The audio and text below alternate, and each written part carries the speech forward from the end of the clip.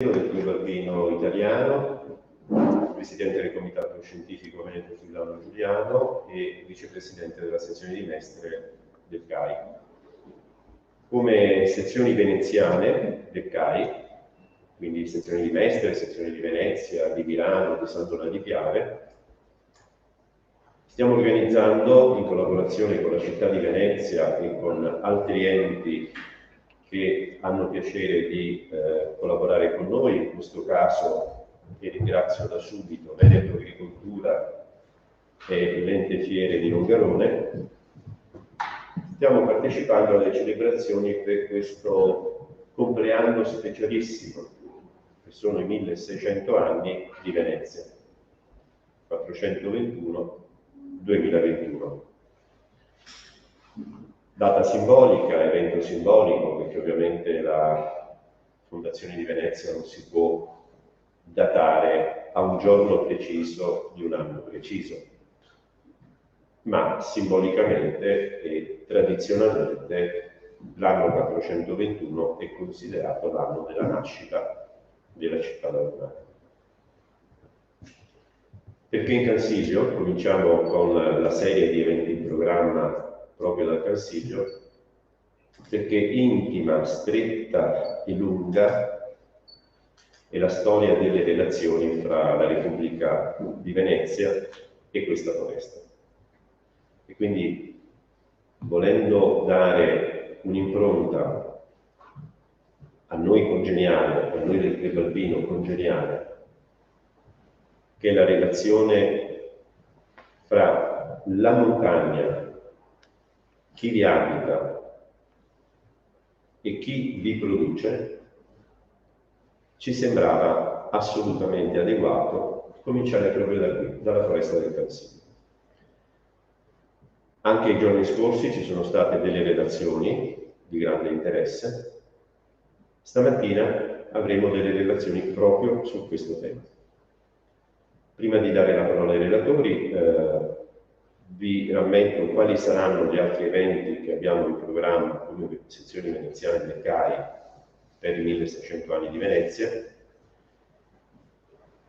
L'8 ottobre a Mestre, al Centro Culturale Candiani, abbiamo un convegno sulle grandi figure storiche dell'alpinismo veneziano, Antonio Alberti, Giovanni Chiggiato e il nostro scrittore, giornalista, storico, alpinista Armando Scandellari, di recentissima, purtroppo, scomparsa. E abbiamo un calendario molto fitto nel mese di novembre. Il 12 novembre a Favaro Veneto, all'Auditorium Sgrogiò, avremo la Paola Donati con il bellissimo spettacolo sugli zattieri, il Bosco d'Areni, sugli zattieri del Piave. Proseguiremo con una serata a Sant'Ona di Piave con il nostro vicepresidente generale Francesco Carrè, che ci parlerà della diversione dei fiumi dalla laguna operata nei secoli dalla Repubblica Serenissima.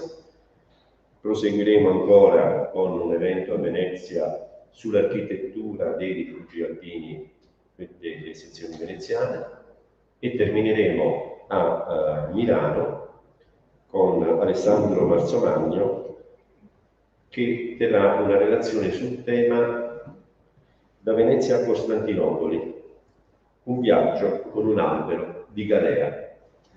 E direi che proprio questa relazione, questa serata a Milano, sarà, come dire, l'ideale conclusione di questo percorso che comincia qui, dove i reni, per le galee veneziane, trovavano la loro materia prima. Quindi non mi resta che presentare i relatori di oggi e ringrazio subito Franco Bastianò, storico, appassionato della foresta del Cansiglio, di questa foresta. Vi mostro solamente un volume di recente pubblicazione di rigorosissimo taglio storico. che ci parlerà su il Cansiglio e la flotta di Venezia. Seguirà Gianni Frigo, dottore forestale, accompagnato dall'escursionismo del Club Alpino Italiano, componente del Comitato Scientifico Centrale del Club Alpino Italiano, guida naturalistica ambientale, docente di scienze alle scuole superiori, che ci parlerà dell'ecologia della foresta. E terminiamo con il dottor Massimiliano Fontanile, funzionario di Veneto Agricoltura, responsabile del centro forestale della Foresta del Cansiglio, che ci parlerà sulla silvicoltura oggi in Cansiglio. Ora mi taccio, vi ringrazio ancora della presenza e lascio la parola a Franco Castellano. Buongiorno.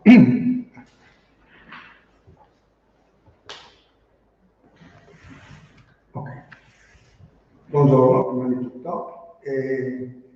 Mentre andiamo in onda con le immagini, direi che parleremo di una specifica parte della storia del Cansiglio, perché la storia del Cansiglio è complicatissima, molto complicata.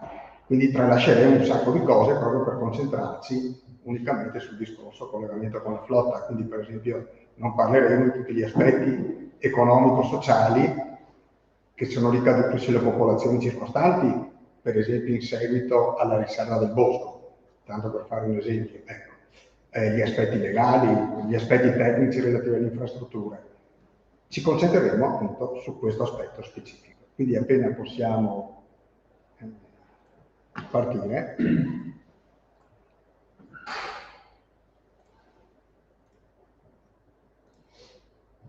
Allora, iniziamo, questa è solo l'introduzione, è una mappa del Cansiglio, probabilmente del 1678, grazie, del 1678, di Bernardo, fatta per il rettore Bernardo Trevisan, come vedete è ancora molto approssimativa, mettiamola così. Comunque, cercando di andare, cercando di andare veloci, cominciamo dal 1420, vedete, questo è 1420 perché? Perché nel 1420 il Bellunese e il Cadore si danno a Venezia. Si erano già dati a Venezia nel 1411, poi c'era stata la guerra con Sigismondo d'Ungheria, quindi poi dal 1420 diventano definitivamente veneziani. C'è da dire anche un'altra cosa, nel frattempo, proprio stesso 1420, Venezia conquista anche il Friuli.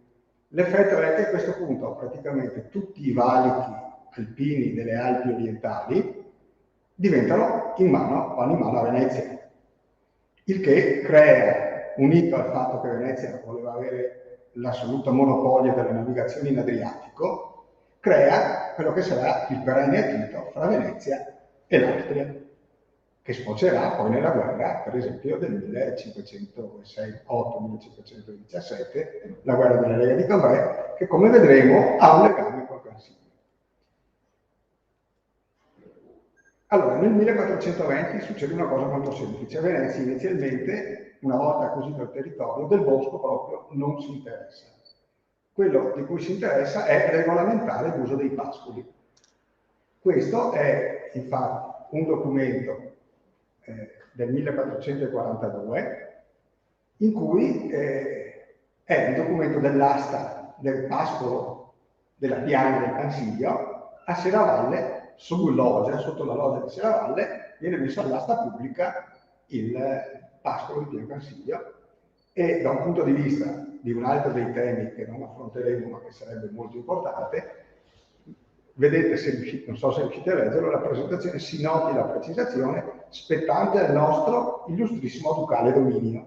Discorso che facevo prima, non mi ricordo con chi, cioè Venezia considerava che fosse tutto demanio e che le popolazioni non avessero nessun diritto, a meno che non fossero in grado di mostrare un qualche documento.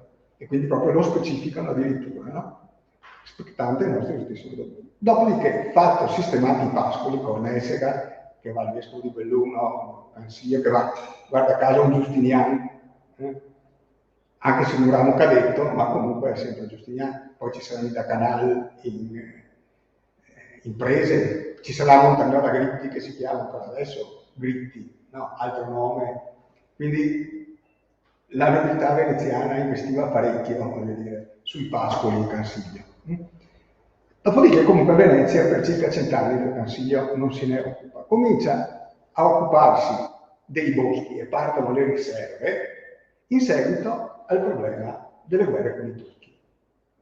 Nel 1453 i turchi conquistano Bisanzio, conquistando Bisanzio chiudono l'accesso al Mar Nero a Venezia.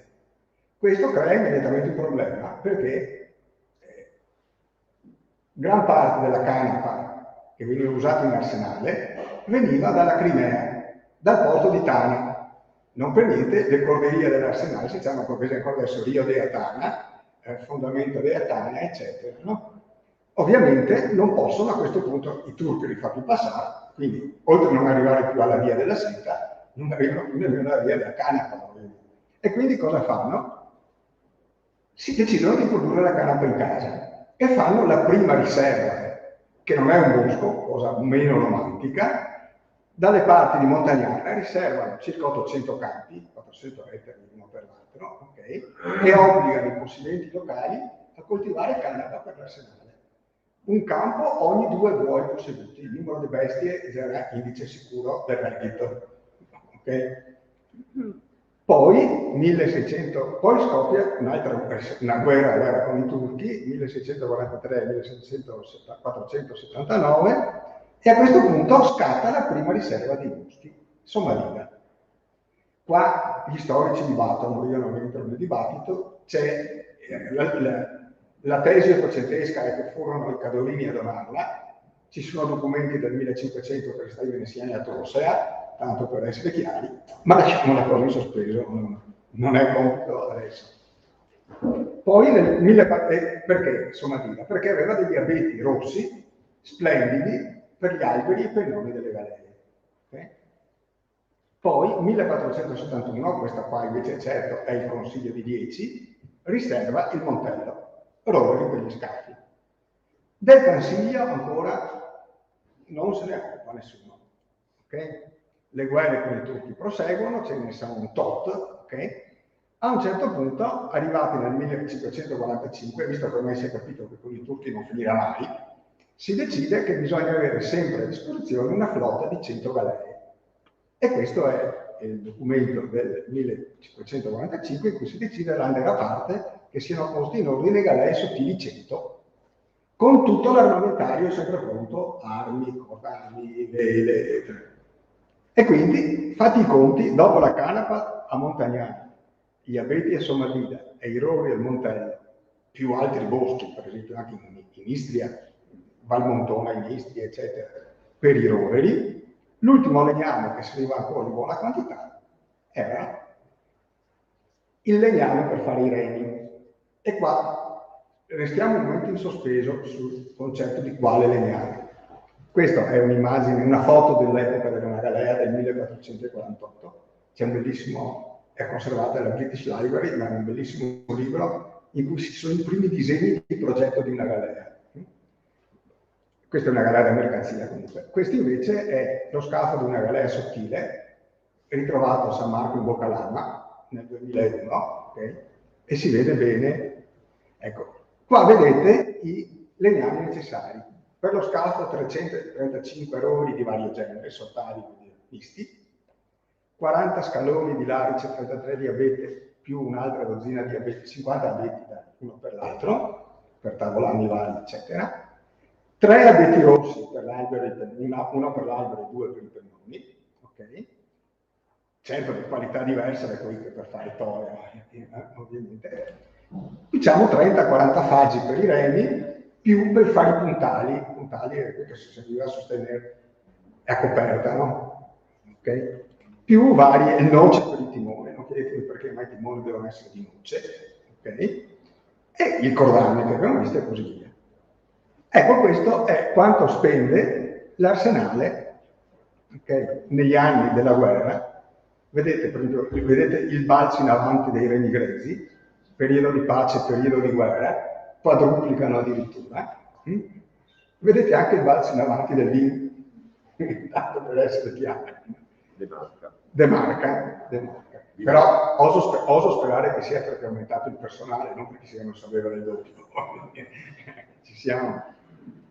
A questo punto ci si ricorda che il Cansiglio non è solo pascolo, ma ci sono dei legnami che potrebbero salire per i regni, visto il balzo in avanti. Okay? Anche perché, stando ai documenti, i mercanti usavano già il Cansiglio per fornire faggi da regni e arsenali. Come vedete, il mercato è stato molto flessibile. In 3 anni ha duplicato il numero di regni. Però la decisione quindi non viene presa per motivi economici o per carenza, viene presa per motivi strategici. Perché? Perché, come scrivono i 2 provveditori dell'arsenale, Litturi e Duodo, che vengono in Cansiglio a fare il sopralluogo prima di proporre la riserva, dicono attenzione che noi i regni oggi li compriamo solo di fatto dagli austriaci. E vi ricordate che 30 anni fa gli austriaci si arrivai sul bordo della luna? Ok, quindi gran calma, non possiamo dipendere dagli austriaci, dobbiamo, che convenga o meno, dobbiamo avere un bosco riservato per i regni. Questo è il ragionamento strategico. Okay?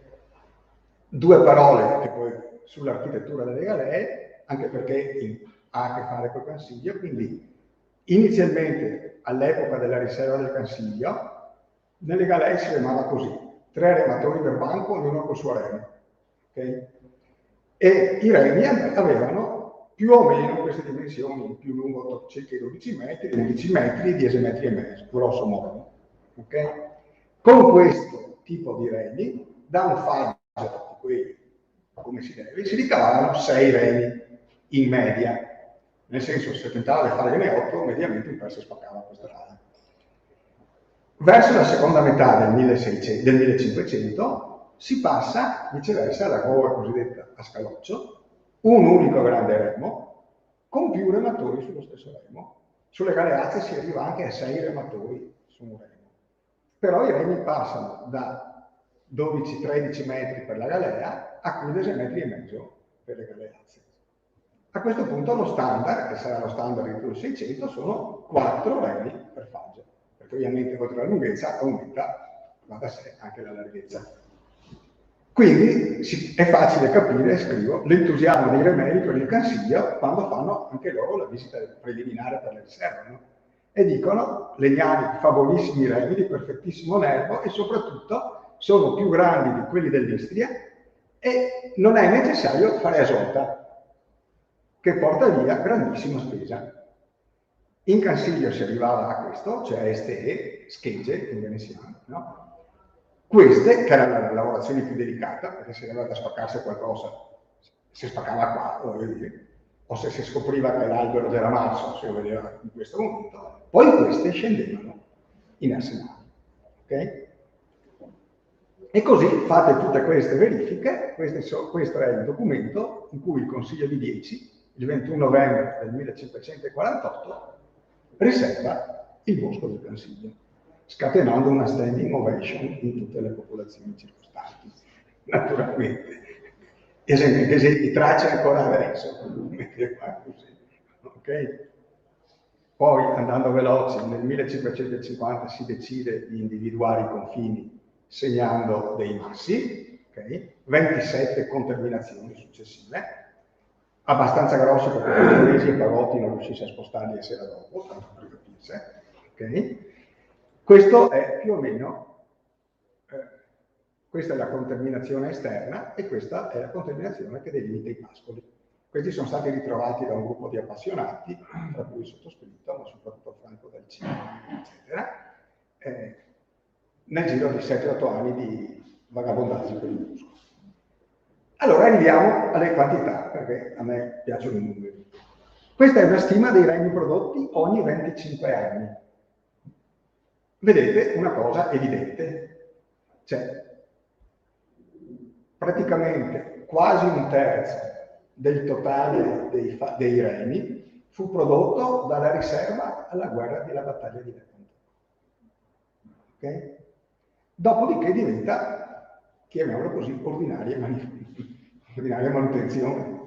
Ma Ci sono i documenti, voglio dire, più alcune integrazioni, perché ci sono alcuni anni in cui è detto che si è tagliato ma non è scritto la cifra, però guardando gli anni prima e gli anni dopo, l'uno per l'altro. Quindi questa è la cosa è ovvia, perché questo è l'andamento del numero delle galee della flotta.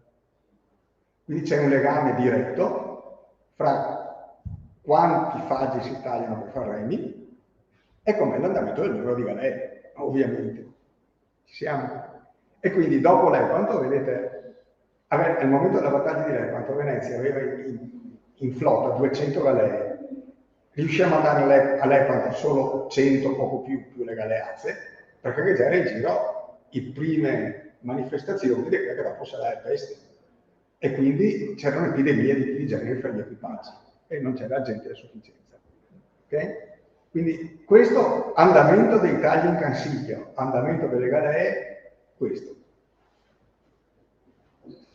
In più c'è il fatto comunque della manutenzione, perché un provveditore dell'Arsenale dice che una galea sottile con un albero di quelli insomma di fa 2 viaggi, cioè due stagioni. 200 remi non basta per un viaggio, cioè ogni anno praticamente bisogna rifare il palamento, come si diceva all'epoca, delle galee. Okay? E questo è il corrispondente numero di faggi ufficiali, perché dopo bisogna tener conto dei tagli per errore, dei tagli necessari per permettere l'esbosco e soprattutto dei tagli sbagliati apposta, perché dopo rivendeva sotto banco il legno per far carbone. Attività ben... Per darvi un esempio, taglio del 1591, 4.000 remi, che vuol dire circa 1 migliaio di faggi, e trovano abbandonati qualcosa come 340 faggi buttaia, 275 remi abbandonati, quindi circa un 30-40% tagliato in più e dopo essere nel bosco. Cosa succede? Succede che con un taglio iniziale così pesante il Cansiglio va in crisi. Punto. Non ci sono più faggi da remi. E per circa 20 anni Venezia non potrà più tagliare il Cansiglio. I tagli riprenderanno negli anni 90. Perché niente da fare. Pietro Zanni, che fa il sopralluogo, dice: vedete, si può sperare poco di presenti in questo bosco per essere stato in passato tagliato troppo dentro. E quando si dovesse farlo si rovineria definitivamente. E quindi Venezia deve smettere. Questo è un discorso importante, perché in realtà i faggi erano centinaia di migliaia in Cansiglio, anzi sicuramente oltre il 1.000.000. Okay? Solo che a Venezia non ne fregava niente di 1.000.000 di faggi, gli interessavano pochi faggi molto particolari. Quindi diciamo c'era un meccanismo di arresto automatico. Venezia non poteva disboscare, perché dei faggi normali non ne fregava niente, tanto per essere soft. Okay? Anche perché vediamo gli standard. 1591, 60 cm almeno di diametro, 1,30 m da terra, 11 metri da terra ai primi rami, perché se fosse sta rami più bassi, ramo uguale nodo, nodo uguale spaccatura del remo. Okay? Quindi piante molto particolari che servivano in grande quantità, ma che erano poche nel bosco. Questo è quanto. Questo appunto è quando nel 1638 Zorzi de Cristoforo, che fra l'altro c'è la riproduzione integrale nel libro che vi ho mostrato, viene a contare i faggi, conta in realtà in tutto 15.500 faggi buoni da remi in tutto il Cansiglio. Se parliamo attorno al 1.000.000 di faggi, vedremo che la proporzione è ridicola, e quindi se lo presta resta senza, tanto per essere chiaro. Tanto che a quel punto Venezia, cosa che la maggior parte delle persone ignora, riserva addirittura i boschi di Ramalga Marietta, che si parlava poco prima, da Selusina a San Paolo, tutta la parte nord, Venezia aveva riservata faggi per l'Arsenale. Sono in Italia una volta, dopo siccome non aveva sorveglianza, gli abitanti che pensavano di tagliare tutto il resto del bombo, in modo che non ci fosse più possibilità di tagliare niente, voglio dire. Riservano 53 boschi interni, addirittura problemi logistici micidiali per trasportare dopo un giro i remi. Questo costa mezz'anno per arrivare al tagliamento, quindi tanto che si taglieranno 20.000-30.000 remi in tutto, voglio dire, mentre dalle altre parti si parla di 400.000. Però tenete presente che tutti questi messi insieme fanno una superficie minore della metà di quella del Cansiglio. Questo è molto importante. Un cenno tecnico sul legname. Il faggio era una seconda scelta, perché il legname considerato eccellente per i remi era l'acero. Questo è proprio nel 1570, quando il buon provveditore Pietro Eno è in giro a cercare boschi alternativi al Cansiglio, e quando poi riserverà il bosco del Segusino, per capirsi, gli viene detto esplicitamente di far bandire quei boschi dove si trovasse maggior quantità di legne di agere, l'acero, ok? Che sono i migliori degli altri per far remi. In realtà nei domini delle Serenissime aceri quasi niente, okay? Ce n'erano un po' in Carnia. Attorno alla metà del 1700 ci sono fiori di contratti per comprare gli aceri per fare i remi delle gondole, questo è tutto un altro discorso, ok? Però, per esempio, vedete ancora a metà del 1700, questo è un documento in cui, perché ovviamente Venezia, oltre a prenderli dai boschi suoi, continuava a comprare, come poi succederà per gli anni. Venezia va avanti su due binari, produce del suo e compra. E quindi qua, per esempio, si parla di 27.000 remi di acero e 27.900 remi, quindi anche a metà del 700. Quindi anche quando noi pensiamo ai remi per la flotta, dobbiamo tenere presente che probabilmente in molte galee i remi non erano di faggio, erano di acero. Ci siamo. Appunto, a quanto si potesse tagliare, diciamo che forse Venezia non ha mai avuto molto le idee chiare sulle reali potenzialità del Cansiglio. Quando sono andati i nostri amici proti dell'Arsenale nel 48 a fare la supervisione per decidere se riservarlo o no, scrivono: si sarebbe potuto fare 10.000 remi all'anno per morte di esene, anzi centinaia di anni. Prova ne sia che 20 anni dopo già è sensato. Quindi perché? Beh, perché una roba è saper fare il remo in Arsenale e una roba è saper giudicare il faggio in pieno nel bosco, sostanzialmente, che è una roba che richiede una competenza diversa. Cosa interessante, scrivono anche, purché il bosco non sia rovinato e dissipato, come chi fa adesso gli abitanti che stanno lì, per far carboni e far legna da fuoco, che sarà l'utilizzo principe del bosco, no? Sostanzialmente. Qua va detto che mentre l'utilizzo veneziano si fermava da sé, quando finiva i fagiboni, per far fuoco e per far carbone, il bosco poteva servire tutto quanto. Quindi in un certo senso Venezia, riservandolo, aveva protetto il bosco da questo tipo di utilizzo, che sarebbe stato un utilizzo potenzialmente infinito. Anche se naturalmente può darsi che i proti, abbia calcare un fiamma su quanto che stato dissipava, volendo convincere il Consiglio di 10 a riservare il bosco. Ecco, durante il periodo di crisi tra il 73 e il 90, c'è un'interessantissima iniziativa del rettore Federico Contarini per coltivare il Cansiglio. È praticamente l'unica che si farà nella storia del Cansiglio. Questo raduna tutti gli esperti boschivi di tutto il Bellunese, gli sottopone un questionario strutturato, si direbbe oggi proprio domande predefinite da rispondere sì-no, sotto giuramento davanti al suo cancelliere, okay? Con delle domande che in quanti anni si possa rinnovare un bosco tagliandolo dal piede che venga grosso come la bracciatura di un uomo, oltre ciò in quanti anni un bosco, insomma, tutta una serie di domande, se si possono trapiantare i faggi da un posto all'altro, da dove sono più spessi a dove sono meno spessi, se si può seminare direttamente a faggia, cioè che cascano per terra, smuovendo il terra, tutta una serie che le risposte furono tutte positive. I boschivi del Bellunese dissero che il Cansiglio si poteva coltivare, ma non se ne fece niente, come succede in generale di questo tipo di iniziative, perché il Cansiglio non fu mai coltivato dalla Serenissima, mai. Oltretutto, un rettore di Belluno durava in carica 16 mesi, cioè un progetto del genere avrebbe richiesto qualcuno che lo seguisse per 50 anni, voglio dire. Finito quello, 16 mesi, qualche mese dopo, cambia il rettore, magari il preso del Consiglio, me ne frega molto meno, e fine della storia. I rettori propongono anche di dividere il bosco in prese, tutti lo propongono, quasi tutti, mai fatto. Il Consiglio non fu mai diviso in prese, tranne un caso che adesso vedremo. Il catastico di Zorzi di Cristoforo, che abbiamo visto prima, del 1638. Questa divisione in prese durerà per 4 anni, 38, 39, 40, 41, che sono gli anni in cui è lui personalmente, Zorzi, che serve il Consiglio. Via finita la divisione in prese.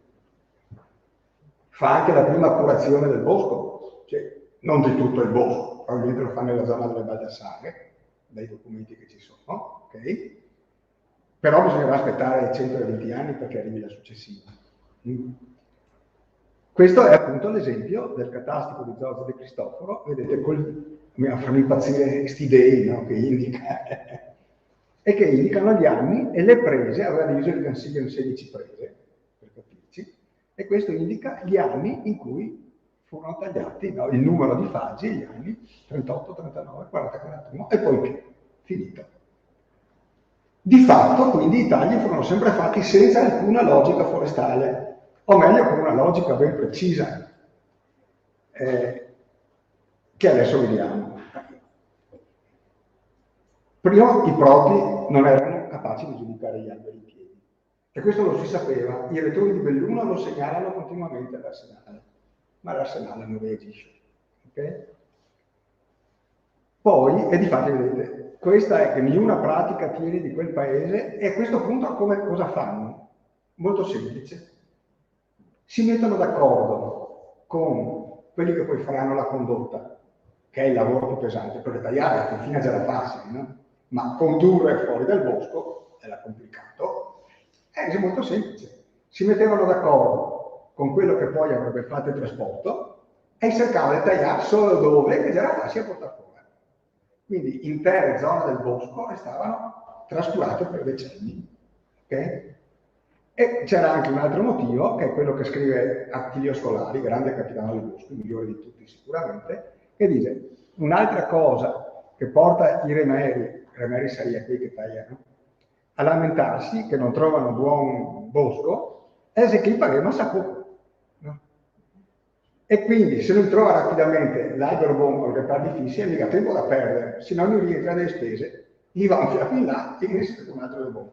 Risultato, ne tagliano più del necessario, tagliano a caso, tanto che nel 1656 e poi nel 1658 i rettori prima Morosini e poi Pisani, proprio per cercare di ridurre queste pastette, decidono che prima si fa il taglio e la fabbricazione dei remi e poi si fa l'appalto delle condotte, in modo che non ci siano conduttori che possono corrompere i proti e i boschieri, perché non si sa ancora chi prenderà il lavoro. Tanto per capirci su come funzionavano le cose. No? E in più mettono una sorveglianza aggiuntiva al momento del taglio, che a sorvegliare che taglia ci sia il capitano del bosco e uno dei remeri più vecchi ed esperti. Ok? Certo, non vorrei supporre che sarebbe stato più semplice per l'Arsenale formare i proti, ma questo ci arriveremo solo verso la fine della Repubblica.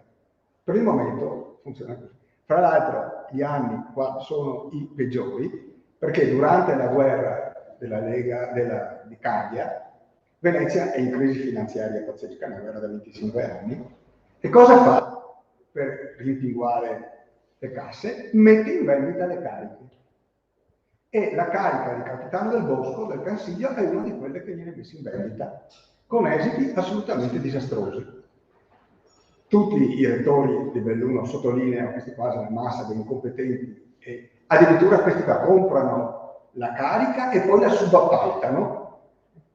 Quindi è l'unico modo di guadagnare, a quel punto avendo comprato la carica e poi subappaltarla, era naturalmente mettersi d'accordo con cui trasportava i remi, mettersi d'accordo con quelli di Pasqua per far finta di non vedere se Pasqua era il triplo delle bestie, eccetera, eccetera, eccetera.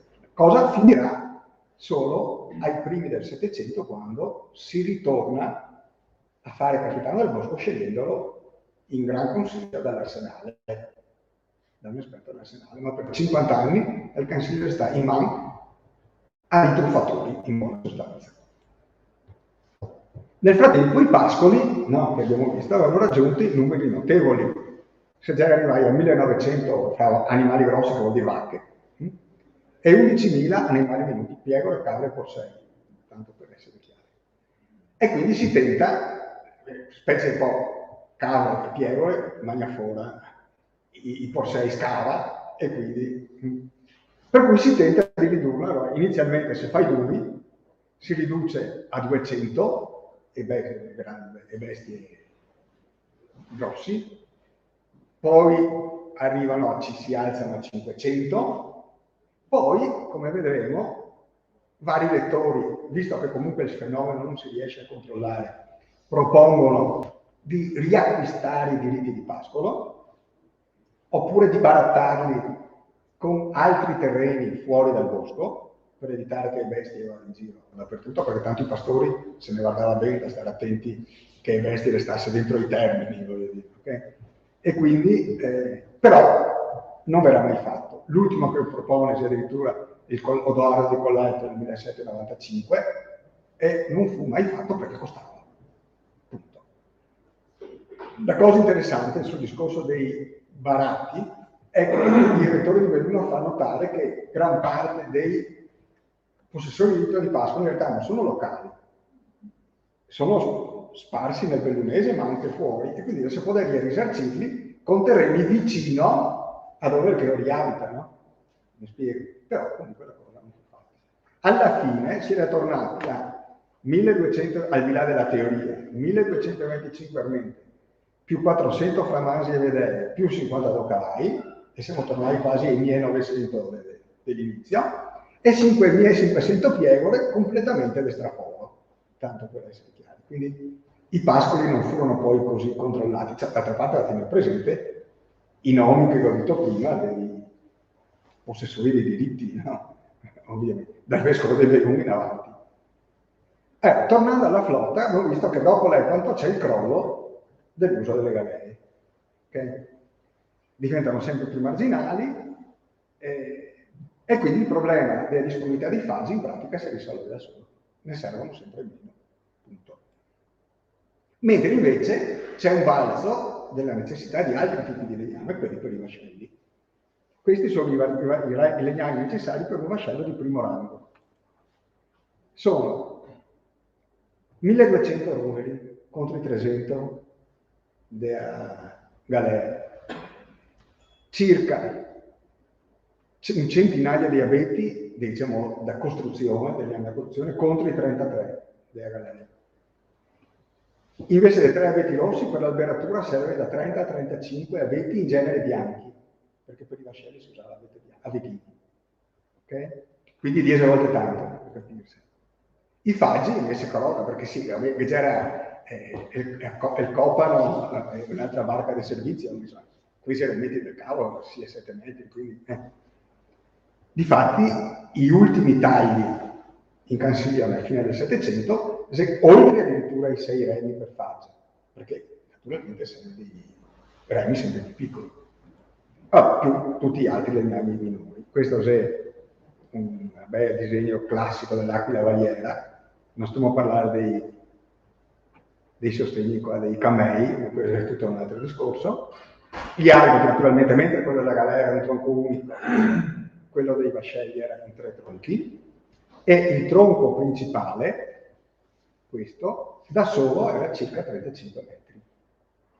Okay? Mentre la galera, l'albero era 24-25 metri in tutto, e fine, nel vascello di primo rango soprattutto, solo questo primo pezzo era 35 metri. Fra vascelli e fregate Venezia da fine 600 ne vale in tutto 112, più una diesena cioè 108 varei dei veneziani, 4 dai francesi, che in più distrugge un'altra diesena dei vascelli che erano praticamente sui squari. Però il grosso delle costruzioni è legato alle guerre.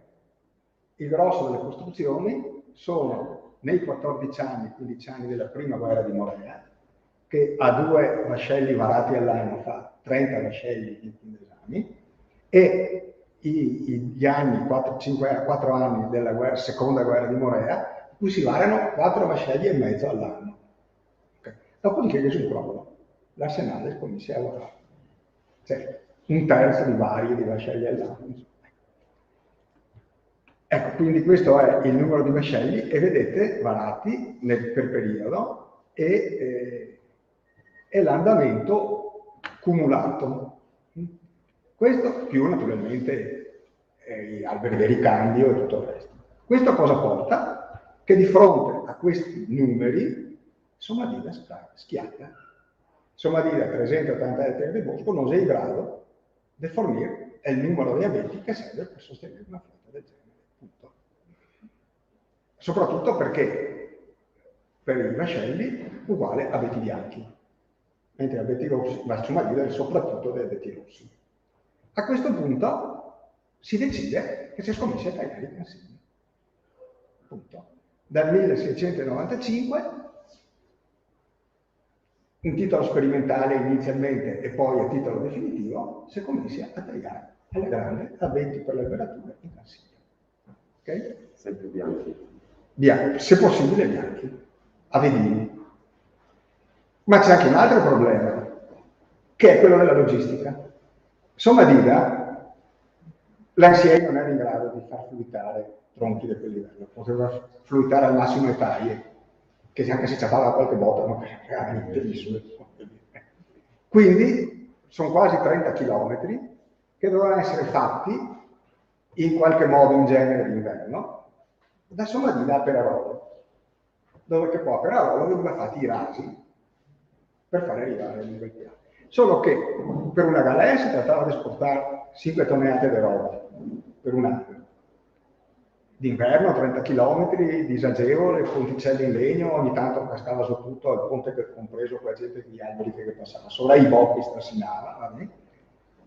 Il tronco inferiore a solo albero di maestra è il triplo.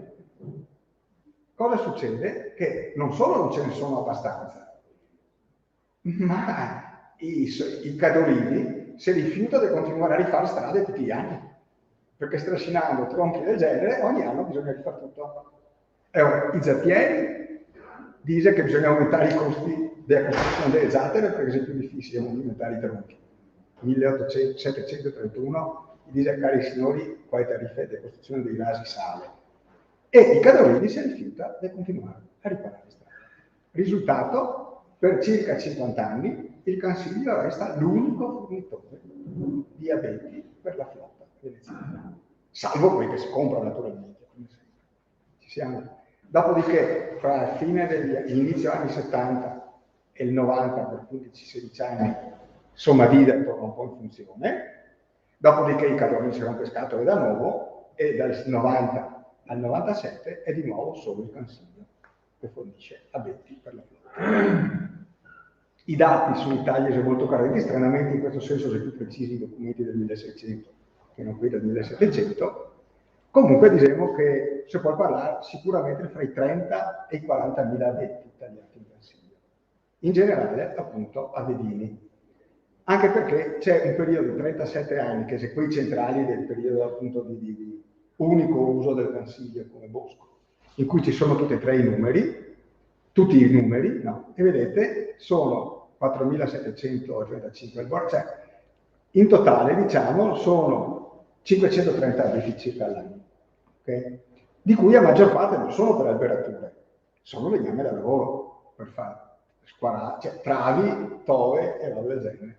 Gli alborani veri e propri sono in proporzione 125 all'anno per alberature, in gran parte di cani, ovviamente a quel punto, e 400 erotti legname da costruzione. Perché ovviamente a questo punto legname da costruzione in arsenale serve per tante robe. Nel frattempo, ripeto, si continuava a comprare, vedete, i larici, no? Comprati negli anni 80, gli abeti comprati negli anni 80, ma tutti quanti, vedete, legname da costruzione, no? E soprattutto i larici costavano 1.000 lire di scale, perché il costa è il doppio degli abeti, qua è metà dei tocchi. Questo è uno dei motivi per cui Venezia vuole convertire il Consiglio seminando larici. Vabbè, questi sono i tempi di ricrescita che stimava all'epoca per gli abeti, in base alla lunghezza, no? E in base al tipo di terreno, okay? Dai 77 ai 120 anni. Quanto alla logica di taglio, è rimasta la stessa dei remi, essendo impoverito affatto di grossi alberoni, le comode situazioni. Bisogna andare avanti a tagliare dove cadere facile tagliare, punto. E se solo verso l'inizio degli anni 90 si comincia a dire come fermo adesso andare avanti a portare giù gli abeti nei posti fissi. Quindi anche sul taglio degli abeti non ci fu nessuna logica. Ecco, un cenno rapidissimo sulle condotte. Allora, i remi inizialmente andavano su per la Valsalva. Questa è una mappa che c'è al comune di Fregona, strada che conduce agli remi di Sua Serenità, qua è Codierta, per chi conosce la zona, strada del Patriarca, qua che c'è scritto che qua i fregonesi sei in lotta con quelli del Corvignano, questo tocco del... Bellissimo documento del 1231 in cui da Camino cerca di metterli d'accordo esattamente sullo stesso prato, quasi non si 500 anni dopo, e in cui valuta, vabbè. E dopo giù per Borgo Luca e direttamente a Cappella, poi sui Carri, Porto Buffolè, Burchi, sul Livenza, Arsenale. Questo era il giro che faceva i remi. Cosa impossibile per i tronchi come ti fa, i tronchi di 12 tonnellate. Questi andava giù al lago di Santa Croce. All'epoca il lago di Santa Croce era collegato al Piave da Rai di Cadola. Andava giù a fare il vallone, di brutta a fare il vallone del Runale. Ok, questo, ci siamo. Che ogni anno bisognava ricostruire ponti e ponticelli perché si sfassava tutto. Visto che si portava giù anche tantissimo legname da lavoro, Venezia fa costruire una segheria pubblica. Qua. Questo è il lago di Santa Croce, vedete? E questo è da dove poi scendevano i remi lungo i rai di Cadola. Però qua seghe pubbliche, perché più a valle ci sono le seghe di Sagredo. Ovviamente osteria, doverosamente, delle seghe. Questo a tutto il resto, fino a Cadola, dove a Cadola venivano fatti i rasi, a questo punto. Su cui poi magari già ricaricava anche i remi, perché a quel punto, dovendo fare tutto questo percorso con i tronchi, tanto aveva portato anche gli ultimi pochi remi. Ok? Si pensa di realizzare una strada al posto del vallone Runale. Questo è il progetto fatto, finito, pronto, approvato, e poi in questo senso la burocrazia veneziana era molto avanti, nel senso che poi non lo fa. Approvato anche dal Senato e poi si è smetteva di farlo. Allora, Cansiglio, abbiamo visto due vite, i remi, le alberature, guardiamo l'ultima, vetrerie. Questa è una parte poco nota. A Venezia, dalla metà del Settecento, le vetrerie erano in grande espansione. Si parla di almeno 600 lavoranti, 200 maestri, insomma, 5 milioni e mezzo di perline del vero, dei ducati di perline di vetro esportati in tutto il mondo. Devo usare il carbone perché altrimenti il vetro c'è il rischio che resta dentro residui, questo almeno è quello che pensavano. E quindi si trovano i boschi dei pianuri, si casamagnai tutti quanti, tanto per essere chiari. Quindi, per esempio, cominciano a chiedere licenza di tagliare in Carnia, licenza di tagliare in Caiada. Uno propone addirittura di fornire a Venezia di 20.000 corbe di carbone all'anno tagliando in Cansiglio. La proposta fu rifiutata, perché in realtà dal Cansiglio a Venezia il legname non è mai arrivato, se non quel che tagliava le strafoli a volte, ma il legname ufficiale regolare non è mai arrivato. Fra l'altro, circolavano voci strane sul Cansiglio. In quel momento Massimo Clemente Doglioni, provveditore delle pubbliche fabbriche in Cansiglio, cioè che è il massimo esperto del momento, stima che in Cansiglio ci fossero 14 milioni di faggi. Una situazione molto semplice. Un bosco enorme, pieno di faggi, ormai quasi tutti inutili, perché la flotta non serve più. Industrie, arsenale, zecca, che ha bisogno del faggio, del bore del faggio per far fuoco, eventualmente carbone. La flotta che ha bisogno dei abeti elarici. I boschi della terraferma mangiati, e non vale la pena di rimetterli in pista perché i boschetti piccoli dove troppi investimenti si usa per pochi anni. Risultato, la soluzione è ovvia. Sboschemo dai faggi il Cansiglia. Trasformiamo il Cansiglia dal faggio all'abete e soprattutto all'arice. Punto. Cosa impeccabile dal punto di vista economico. Il primo passo lo fa l'Arsenale, fa il contratto Celotta dell'89, 60.000 faggi da tagliare in 15 anni. Okay. 4-5.000 faggi all'anno minimo, imprese, posto facilissimo per la condotta. E sto qua, questo è l'obiettivo era sboscare per poi seminare abeti, avedini e cirmolo e soprattutto l'arice. E questo è, vedete, con i metodi voluti dalla boschiva agricoltura, perché nel frattempo si era sviluppato, no? Le prime ragionamenti scientifici sui boschi. Venezia era sempre stato da questo punto di vista molto informata, no? Tanto che aveva fatto pubblicare il trattato dei boschi di Duhamel, non so, a spese pubbliche, cioè quindi era aggiornata culturalmente. Dopodiché la realizzazione. E quindi vedete agricoltura, abete, avedino, cirmolo e specialmente l'arice. E le bove che il nostro signor Celotta taglia finiscono a Murano, ai suoi bei contratti, fornisce dal 10 al 15% del fabbisogno delle vetrerie di Murano. E questo è uno dei suoi contratti con un gestore di una. Mentre il Celotta taglia, qualcuno pensa al piano boschivo, ultima iniziativa della Repubblica Veneta, 1792, piano boschivo di risistemazione di tutti i boschi. Quindi l'inquisitorato all'Arsenale viene incaricato di studiare come fare la riforma, studia tutta la materia delle leggi Genesi della Serenissima del 1400 in avanti e dà un giudizio un pochino pesante. Volumi intiere di leggi, infinite provvidenze che incrociandosi e contraddicendosi. Quindi in sostanza 300 anni di legislazione boschiva su un casino. Questa è la sintesi che fa l'inquisitorato.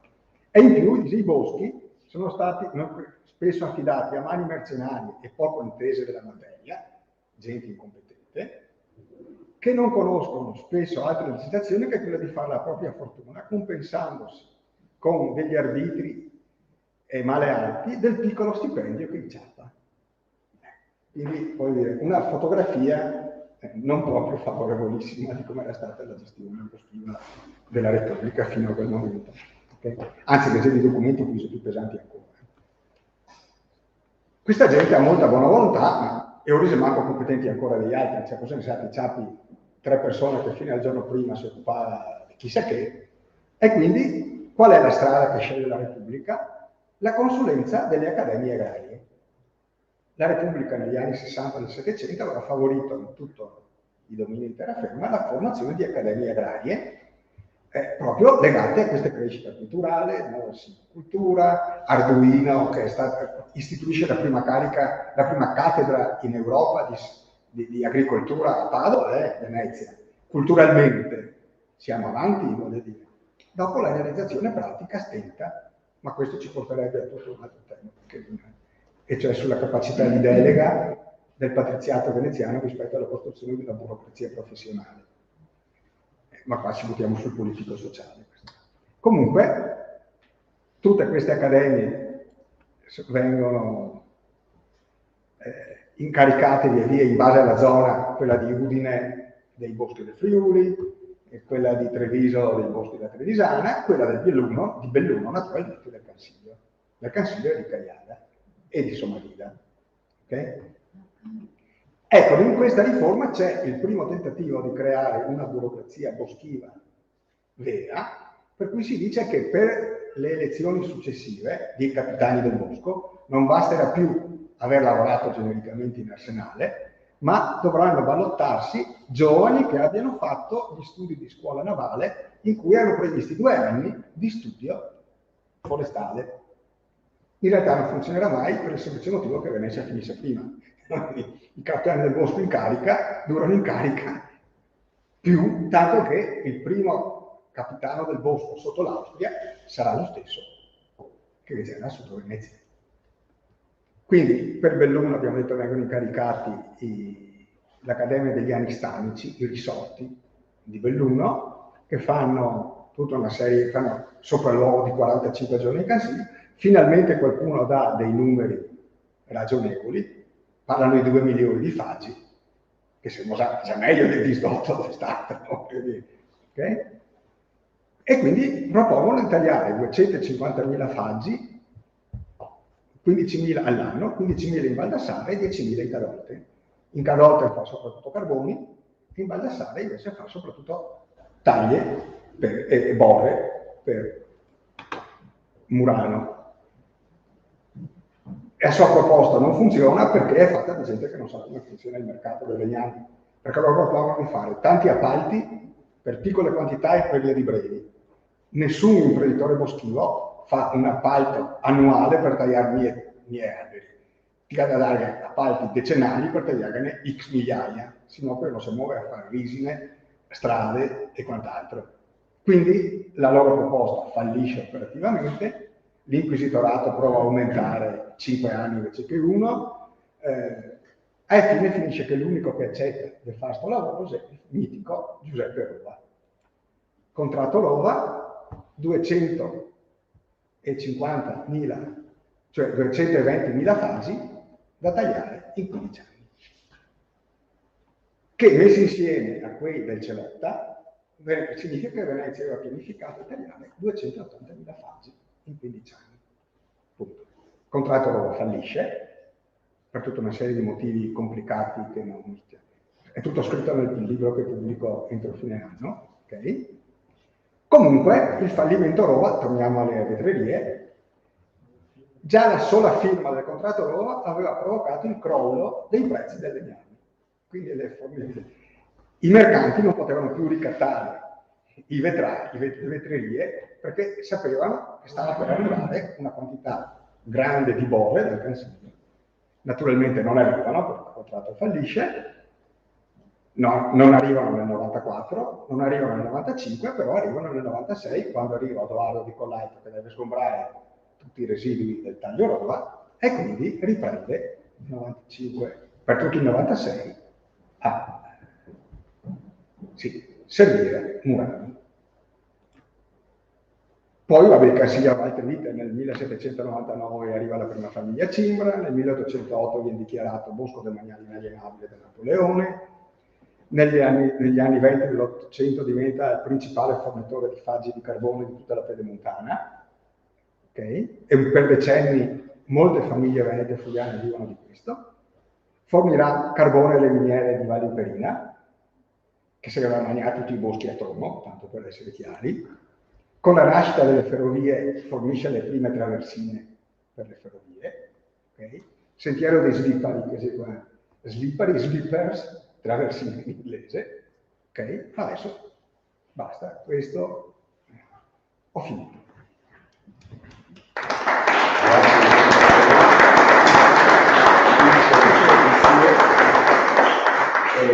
Adesso la parola velocemente a Mimmo Vita, per un saluto, il responsabile di comunicazione del Veneto Agricoltura, e Gianangelo Bedatti, dell'Agrifiera di Nogalone.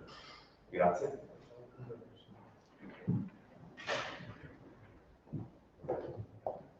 Gianangelo Bedatti. Mille grazie, mille grazie.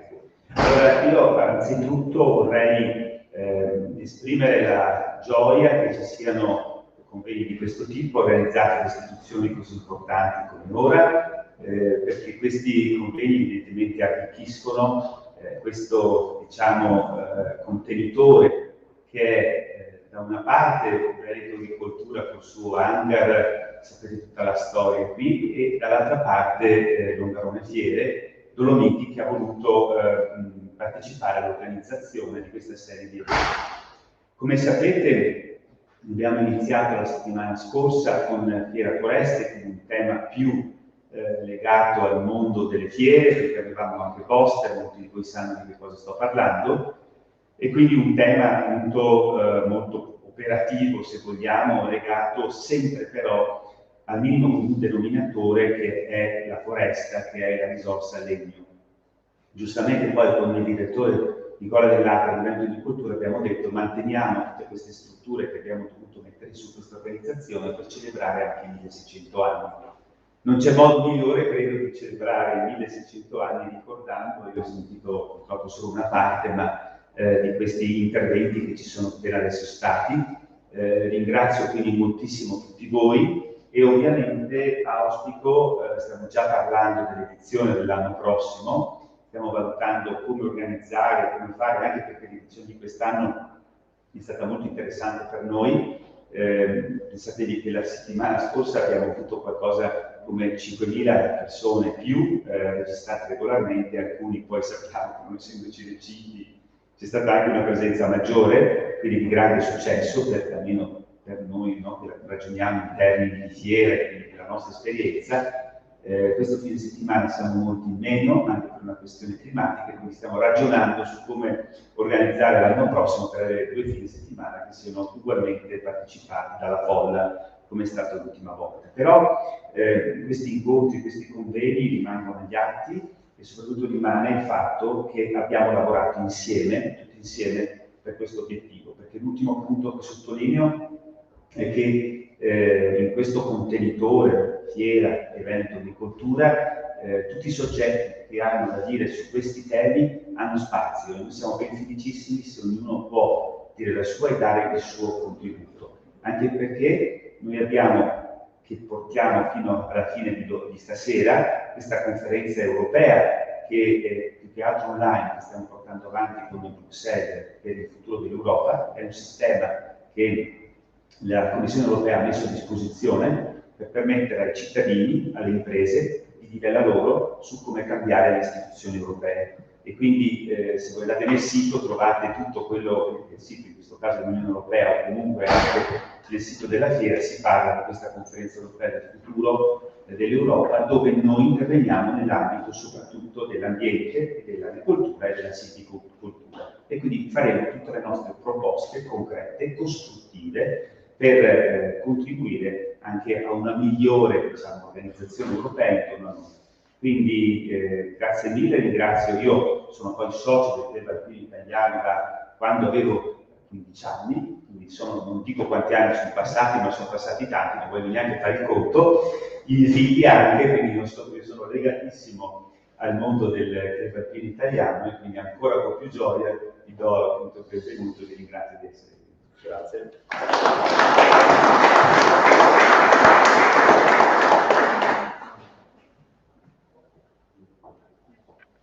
Beh, buongiorno a tutti, io mi vergogno, non sono iscritto al CAI, però lavoro dall'86 all'agricoltura. Se vuole tra un attimo Posso farlo?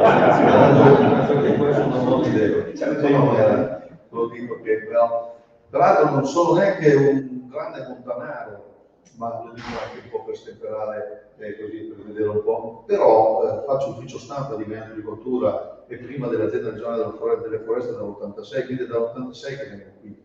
E vi assicuro che questo è un luogo straordinario. E il fatto di aver ospitato un vostro incontro qui nella sala Hangar, non vi tente troppo, ma un secondo ve lo chiedo, ecco, è veramente, vi assicuro, una grande soddisfazione per Veneto Agricoltura e vi porto i saluti del nostro direttore, Nicola Dell'Acqua, che ha 3.000 incarichi in regione e quindi non riesce a essere dappertutto, ma ve lo portiamo con grande calore e il calore è anche espresso da questo luogo di pace, l'ho detto anche ieri, perché dobbiamo sapere che l'hangar del Cansiglio è un luogo particolare. Qua c'era guerra, perché qua c'era la base americana, senza offesa per gli americani, per carità, però hanno messo una base a difesa allora alla guerra fredda, eccetera, i missili erano orientati verso est, allora si faceva così, però grazie a Dio è stata smantellata, vuol dire che almeno quell'emergenza non c'è più, e qui abbiamo pensato di costruire un luogo di pace. E questa pace noi la esprimiamo foderandola di legno del Cansiglio, di pace del Cansiglio. Noi qua, al di là delle famose assi del Cansiglio, ma qua siamo così. Quindi chi meglio di voi del CAI può in qualche maniera capire e apprezzare tutto questo. Adesso dopo di me, non so se tocca già al dottor Massimiliano Fontanive che prima già di Frigo, perfetto, allora prima, però dopo lui vi dirà cose molto interessanti ovviamente sulla gestione di questo bosco, di questa targetta, considerata la più bella targetta d'Europa. Io ne ho girata qualcuna, devo dire, ne ho viste poche più belle, per cui voi poi siete sicuramente le persone che più di più possono apprezzare, ecco, questo. Quindi la nostra gestione qui cerchiamo di farla, speriamo di farla bene. Ecco. E per cui niente, volevo semplicemente dirvi che Veneto Agricoltura vi ringrazia di essere qui e anche a casa vostra, e quindi buon lavoro e buona giornata e buona domenica. Grazie.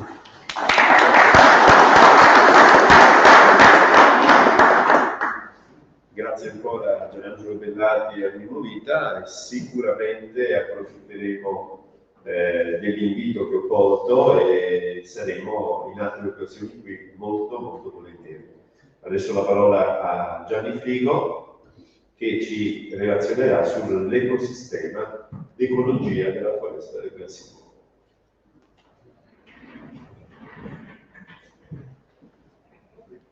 Buongiorno a tutti.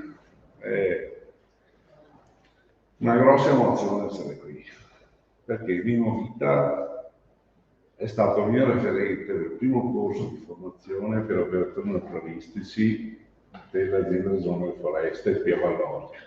Non so se lo ricorda, sono passati tanti anni, veramente tanti, ed è stata la possibilità di venire qui a parlare di realtà come quelle ecologiche del bosco, della foresta, un tornare a casa in qualche maniera, perché da qui sono partito per quanto riguarda non tanto il mio aspetto forestale quanto piuttosto quello di guida naturalistico ambientale, cioè di divulgatore nei confronti di persone che qualche volta hanno una formazione, qualche volta no, di ciò che la foresta è, la montagna è. Per cui cominciamo subito, visto che i tempi sono molto stretti, e partiamo da questa immagine che è estremamente significativa già di per sé, perché dimostra il Cansiglio visto salendo verso Pizzò, che vi rendete conto subito di quali sono le peculiarità che questo posto ha. Realtà straordinarie di cui parleremo fra un attimo, si può andare avanti, che traggono origine da una serie di situazioni che dipendono fondamentalmente dalla posizione che quest'area occupa in un contesto geografico, quale quello del Veneto, che la vede come primo antemurale della catena alpina nei confronti delle masse d'aria che da sud, spinte dall'Adriatico a nord, vanno a collidere su queste scarpate. Così come abbiamo questo effetto sulle masse d'aria che arrivando qui devono alzarsi, trovano temperature più basse, pressioni più basse e quindi scaricano masse d'acqua consistenti. L'altro fattore fondamentale per capirne le peculiarità è la sua evoluzione dal punto di vista geologico. E per spiegare questa, siccome mi sono trovato cercando in internet una bellissima pubblicazione che è stata appena fatta da Veneto Agricoltura in relazione proprio alla geologia del Cansiglio, l'ho saccheggiata e ce l'ho messa dentro, lo dico subito. Allora, voi vedete che il Cansiglio si trova a 100 km dall'Adriatico, praticamente meno, e però il fatto di svilupparsi verticalmente genera una serie di fasce di vegetazione molto particolari. Dal punto di vista geografico potremmo definirlo come l'area definita da quella che va da Pisina a ovest, l'Alpago, che proprio Cansiglio non è, anche se Cansiglio fa parte dell'Alpago, a nord, i salti di roccia del cavallo e delle albercine che lo separano dalla parte friulana, e la scarpata piega ginocchio, la persona pedemontana, che si stacca dalla pianura con gli strati che, spinti dai movimenti tettonici, sono stati alzati a formare questo enorme blocco che è stato spinto in su. Vedete che la distanza è molto piccola e quindi che il movimento di queste masse d'aria che passano sopra l'Adriatico arriva subito. Pensate che se andassimo a vedere, come faremo fra un attimo, le precipitazioni, qui abbiamo precipitazioni che sono 3-4 volte quelle che abbiamo in pianura. E questa è una cosa molto importante per comprendere la peculiarità di quest'area. L'altra cosa importante da comprendere è qual è stata la dinamica che ha formato il substrato su cui la foresta si è andata sviluppando. Qui vedete una sezione della carta geologica tratta dalla carta geologica del Veneto, e ho volutamente messo questo cerchio rosso intorno a quest'area perché le rocce che affiorano qui in Cansiglio fondamentalmente sono due: il calcare della scogliera e le marne, meglio dette scaglie qui in Cansiglio, la scaglia grigia e la scaglia rossa, che forma la parte occidentale, mentre i calcari di scogliera creano quelle strutture più liquide che vedete verso il margine orientale della piana. Sono realtà che si sono formate in epoca Cretacea e successivamente, e vedete che si sono sviluppando sovrastate poi da tutta una serie di altri depositi, che però sono depositi più recenti, meno, che hanno avuto una diagenesi meno potente, quindi che hanno una compattezza anche completamente differente. Il motivo di questa diversa compattezza è anche dovuto però al fatto che eravamo in una situazione molto particolare, in quanto la nostra area, e lo capiamo fra un attimo da alcuni dei disegni che vi dicevo ho saccheggiato da quella pubblicazione, la nostra area è interessata a una situazione molto particolare. Noi adesso immaginiamo che la situazione che abbiamo oggi sia quella di allora, ma non è così. Esisteva un mare relativamente profondo in quello che è l'attuale zona del Bellunese, quindi c'era un bacino di mare profondo verso Belluno. Tra due alti fondi, quindi zone in cui il mare invece aveva una profondità minima, uno verso Trento e uno nella zona del Friuli. Quindi in realtà la costa era girata da quest'altra parte. E questo ha condizionato in maniera molto significativa i depositi che in questo antico mare si sono venuti a verificare. Le scogliere, che daranno origine a quello che adesso noi chiamiamo calcare di scogliera, sono realtà biocostruite.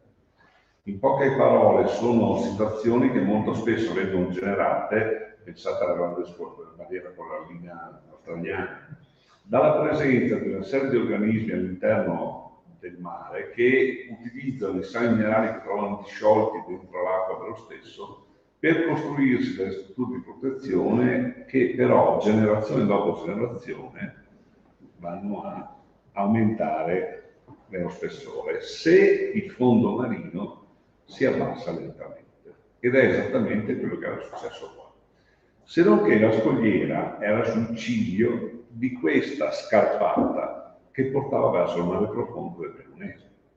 E lungo questa scarpata i materiali che si accumulavano sul ciglio tendevano a scivolare, mescolandosi durante la caduta con l'acqua, emulsionandosi con l'acqua e dando origine a tutta una serie di realtà molto particolari.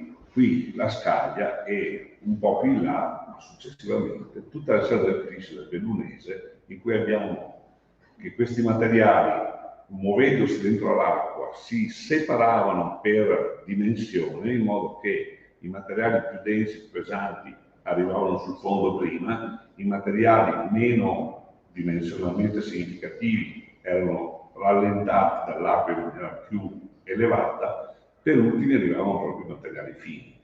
Le alternanze che trovate scendendo giù per l'Alparo di argille, arenarie e di seguito sono proprio dovute a questi processi di scivolamento. Il risultato pratico è una realtà in cui abbiamo qui la scogliera, vedete, che ha dato origine a calcari compatti, dove le forme di demolizione prevalente sono quelle della dissoluzione chimica. E viceversa succede che dove invece c'è la scaglia che ha coperto in qualche maniera i calcari che sono sotto, le forme di disgregazione principali sono quelle meccaniche. In poche parole, la componente argillosa contenuta nella scaglia si idrata, si creano delle microfratture, lì dentro l'acqua può ghiacciare, dilatando le fratture le allarga e poi, quando si scioglie, rende incoerente il materiale. Quindi sono due realtà un po' diverse, anche perché, a differenza di quello che succede sul calcare di scogliera, lo vedevo fra un attimo, dove la perforazione è pressoché immediata dell'acqua superficiale, dove c'è la scaglia, la componente argillosa tende a impedirla. Per cui la dissoluzione chimica c'è anche lì, ma la componente argillosa la rallenta e si forma come una sorta di coperta, diciamo, rispetto al calcare che è più profondo. E quindi tutti i processi di perforazione hanno una dinamica che è diversa. Questo è quello che vi stavo dicendo ed è uno dei disegni che ho preso da Manfred, che è strepitosa, nel senso che ogni volta fa qualcosa, riesce a rendere l'idea in maniera splendida. Vedete il basso fondo bellunese e l'alto fondo friulano invece, addirittura con delle parti che erano già emerse.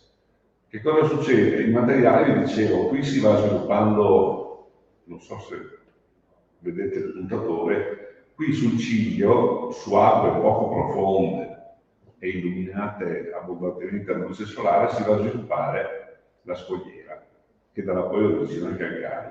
Mentre i materiali trasportati dal deflusso delle acque, quando arrivano sul ciglio, creano tutte queste nicchie di distacco perché si accumulano quando il loro stesso peso non li fa scivolare a valle, con tutta una serie di processi di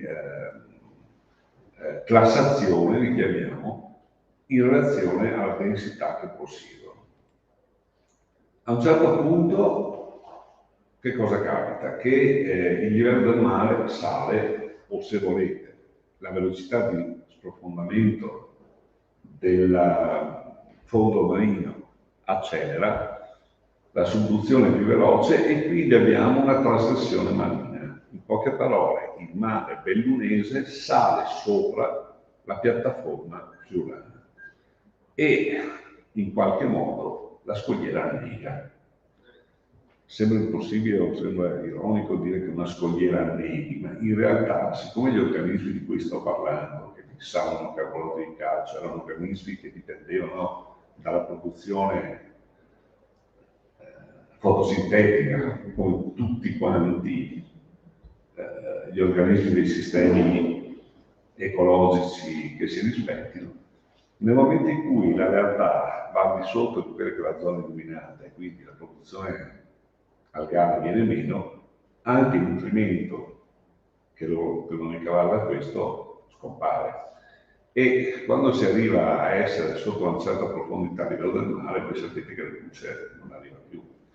Il risultato pratico è proprio lo sprofondamento veloce del fondo marino crea il blocco nella biocostruzione della scogliera. E questo non significa però che non ci siano ulteriori depositi, solo che sono depositi materiali che arrivano da lontano.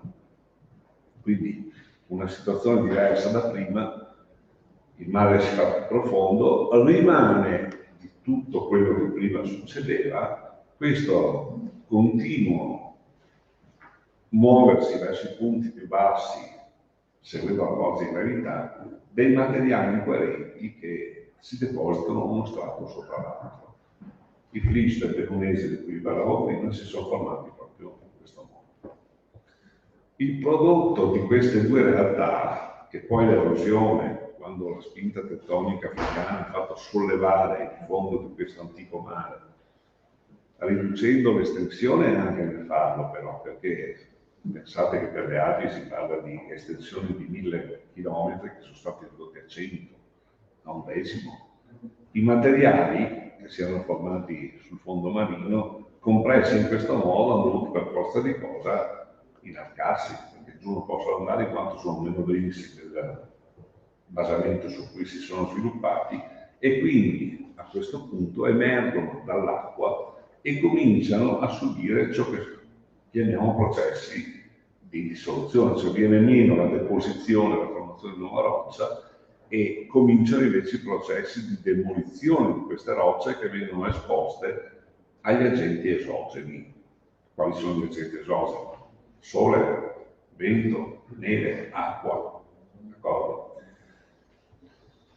La erosione dei materiali che stava sopra a questi, che attualmente troviamo a costituire la superficie del Gran Siglio, dà luogo alla comparsa di questo calcare a nudiste che non a caso ha dato luogo a toponimi come Codes Chos. Chos per i non nativi, io non lo sono, mi chiamo in un altro modo, ma comunque ho imparato il termine, sono le lumache, d'accordo? A chiocciola.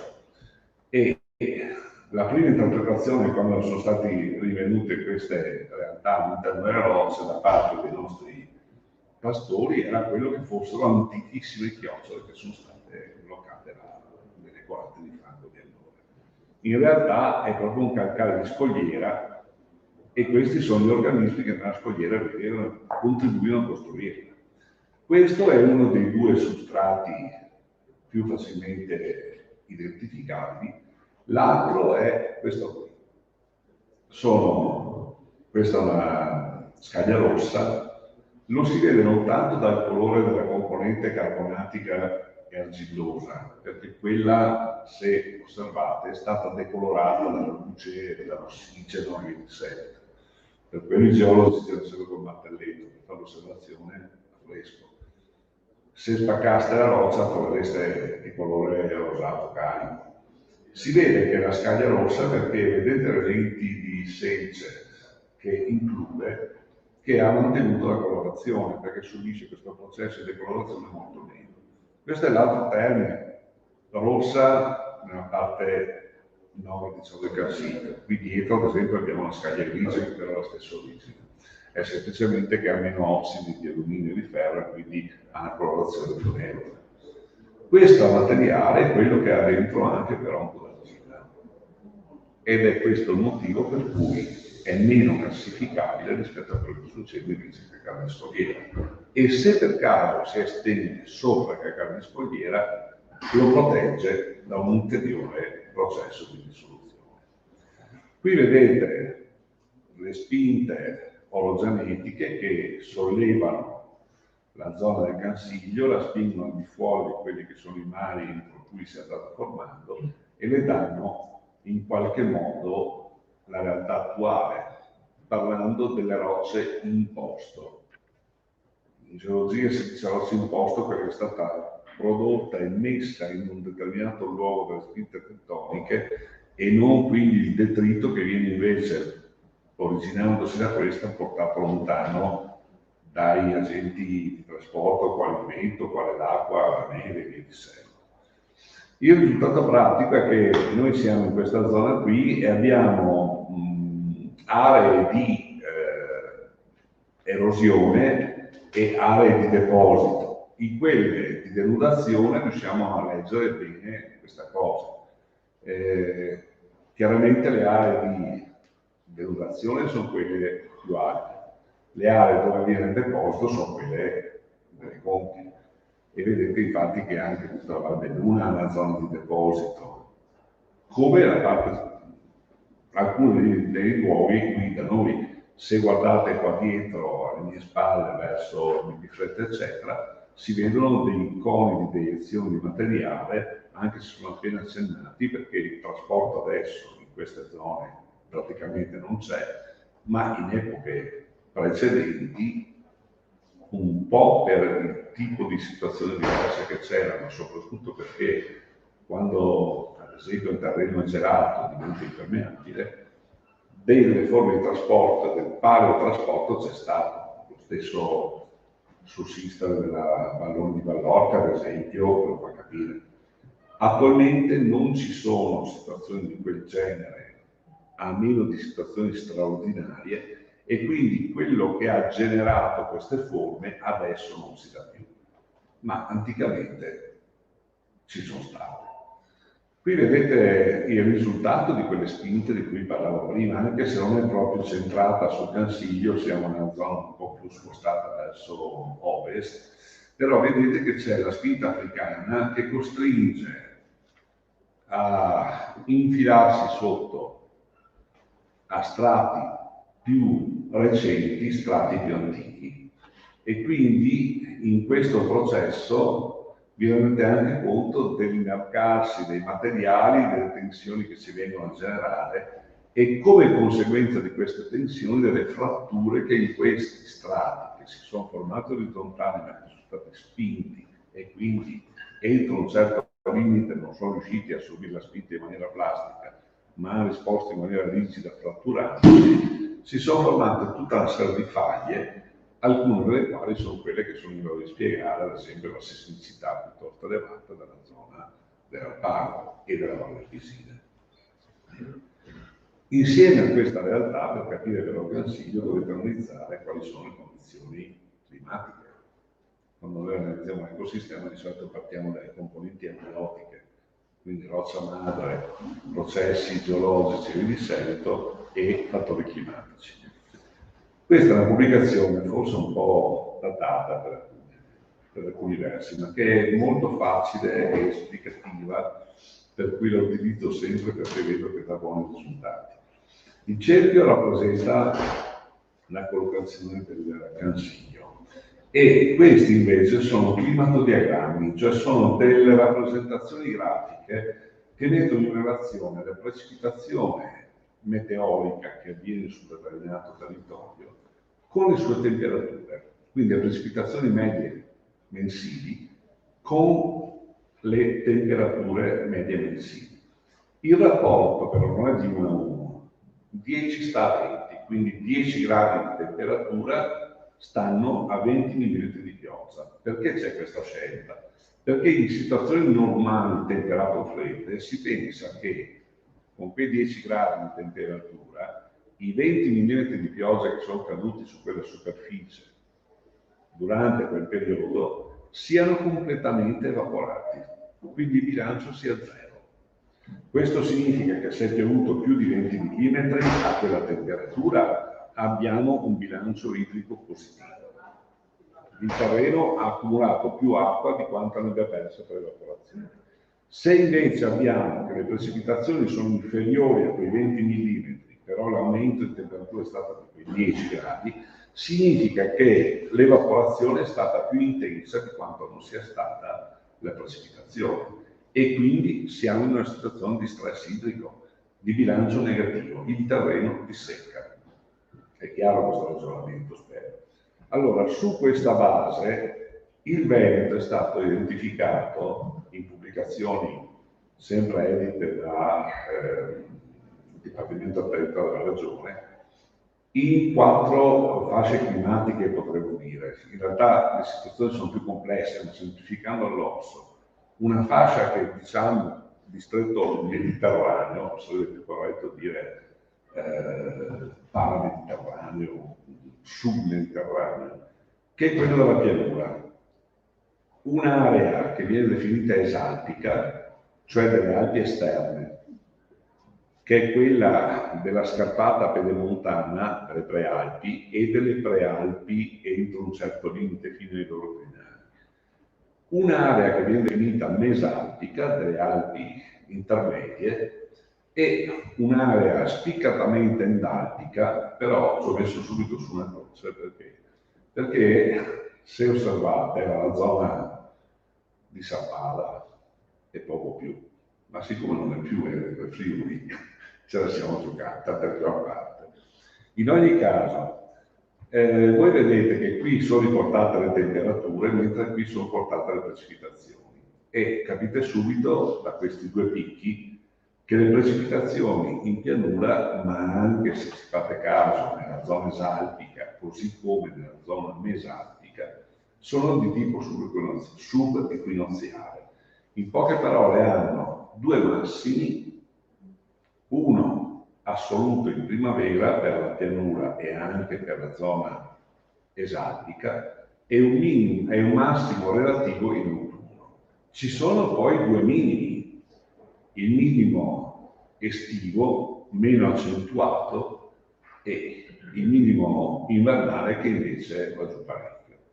Notate bene che le zone in nero sono quelle di surplus idrico. In poche parole, quando siamo in nero, e qui sono messi i mesi dell'anno, abbiamo più acqua che cade di quanta ne evapori e quindi abbiamo un bilancio positivo. Però c'è un lunghissimo periodo estivo e un ancora più lungo periodo invernale in cui le precipitazioni non compensano le temperature. Una realtà come questa interessa tutta la pianura veneta. Non interessa per niente invece la situazione della scappata che sale dalla pianura verso le Prealpi. Perché? Proprio per il fatto che vi dicevo prima, le masse d'aria calde e umide arrivano da sud, si scontrano contro questo muro, sono costrette a alzarsi, cambiano le condizioni di pressione e temperatura, il vapore acqueo che stanno portando in sospensione le masse d'aria condensa, raggiunge il punto di usata e precipita. E quindi la crisi idrica che si manifesta in pianura durante il periodo estivo, nel periodo estivo sulle Prealpi non c'è, non solo. Guardate i picchi di precipitazione. Capite da soli che la quantità di pioggia che cade qui è senz'altro molto superiore a quella che abbiamo in pianura. Così come è superiore in estate la quantità di pioggia che cade anche nelle stazioni mesalpiche. Però il picco che abbiamo qui in corrispondenza delle precipitazioni subequinoziali è meno accentuato, vedete? Perché piove di meno in assoluto. Anche se è vero anche che le temperature sono più basse e quindi diminuisce un po' l'evaporazione. Non c'è la crisi estiva, rimane il periodo siccitoso invernale che qui diventa forse un po' più lungo anche per via del fatto che la neve è disponibile, è acqua, ma le piante non sono in grado di utilizzarla e quindi per loro è come non si fosse. Queste situazioni si vanno a sovrapporre a quello che vi ho detto prima in relazione ai substrati. E allora che cosa succede? Beh, qui vedete le gioiette, sono le curve che hanno uguale precipitazione nell'arco dell'anno. E vi accorgete che i valori vanno aumentando man mano ci avviciniamo alla scappata. Raggiungono un massimo in corrispondenza dei crinali in cui le masse d'aria scavalcano le catene meridionali dell'altopiano dei 7 comuni, del Monte Grappa e qui del Carsiglio, intorno alla Crosetta, poi scendendo dentro agli altopiani la precipitazione diminuisce di nuovo, così come diminuisce non raggiungendo più i livelli che raggiunge qui sulla frontline, diciamo, delle Prealpi, andando all'interno delle valli alpine. Che cosa significa questo? Facciamo un passo indietro. Significa che questo surplus idrico così significativo, se il terreno, come in Carsiglio, è un terreno carsico, e ci arriveremo fra un attimo, crea un accumulo a livello freatico che può supplire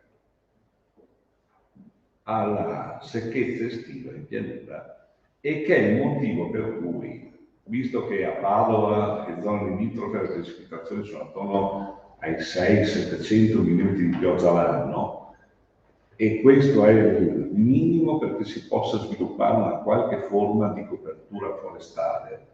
Le enormi foreste di querce, tutta la nostra pianura, prima che i romani, non tanto i Venetori, vivessero una ripulita, non aveva motivo d'essere. o non ci sarebbe dovuta stare, così come non dovremmo poterla coltivare come la coltiviamo adesso. In realtà che cosa capita? È proprio il fatto che ci sono questi enormi accumuli di acqua nelle prealpi che li assorbono e poi li trasferiscono verso il basso al proprio interno, che fornisce a livello freatico l'acqua che non arriva dalla precipitazione meteorica. Per cui è proprio questa enorme quantità di acqua che cade su queste montagne quello che alimenta la falda, che permette le coltivazioni e permette lo sviluppo, la vegetazione arborea in pianura. Quello che non arriva dal cielo arriva dal sottosuolo. E di nuovo mi piace pensare che sia la generosità della montagna che alimenta la pianura.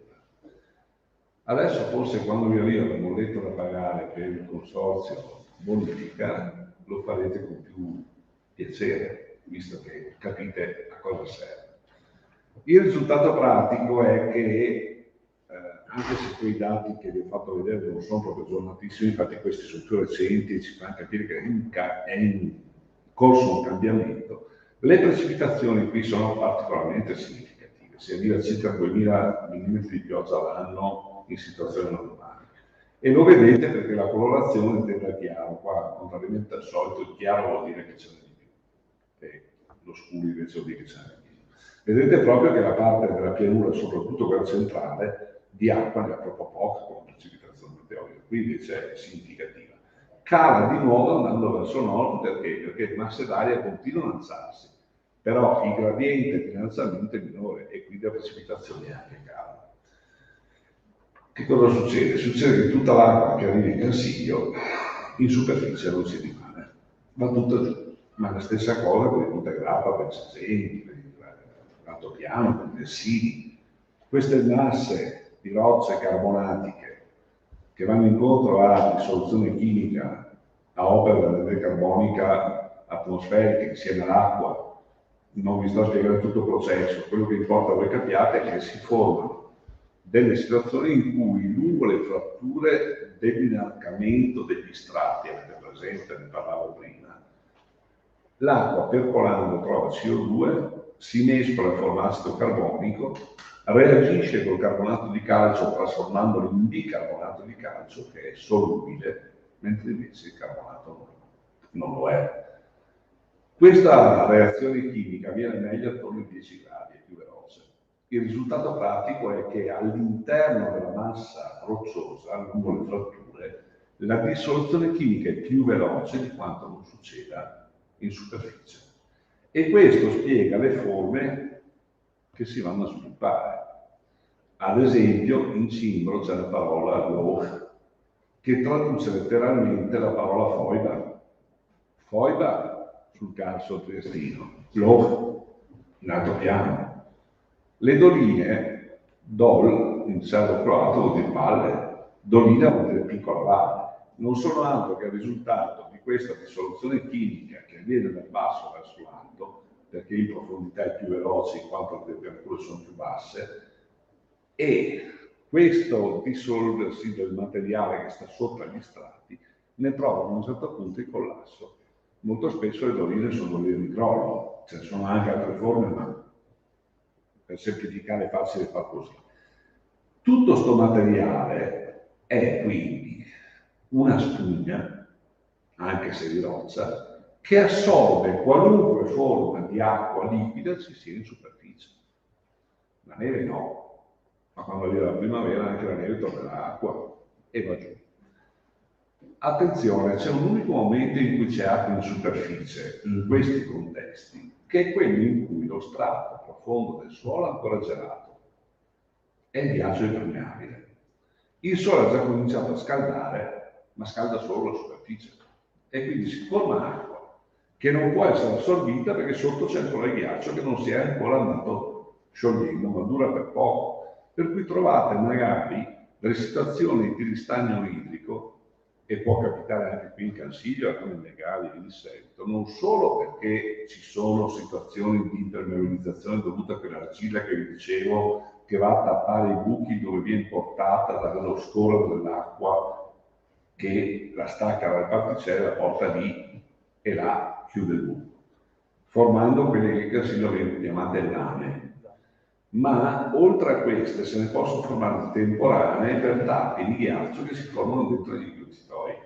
E questo potrebbe sembrare favorevole, ma in realtà non lo è, perché nel momento in cui c'è bisogno di acqua è per estivo, questi processi avvengono solo alla fine dell'inverno.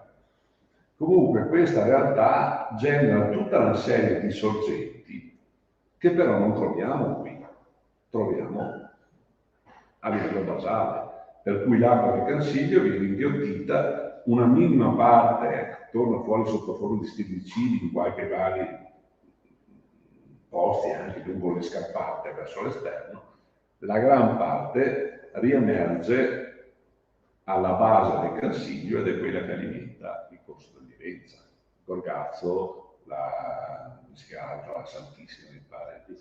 Quindi sono tutte realtà che generano da questo inghiottitoi, da questa serie di inghiottitoi che portano giù. Che cosa succede come conseguenza di questo? Abbiamo detto che quando si sono inarcati gli strati, si sono inarcati verso l'alto, ma hanno fatto anche delle pieghe verso il basso. Le chiamiamo sinclinali. C'è una sinclinale principale in Cansiglio che parte da Crosetta e arriva verso Pianosteria. È quella la flessura in cui gli strati si sono andati piegando. Ma su questo è poi intervenuto il processo di disgregazione chimica che ha provocato lo sprofondamento di una serie di doline che proprio lungo queste fratture sono andate crescendo insieme e unendosi l'una all'altra.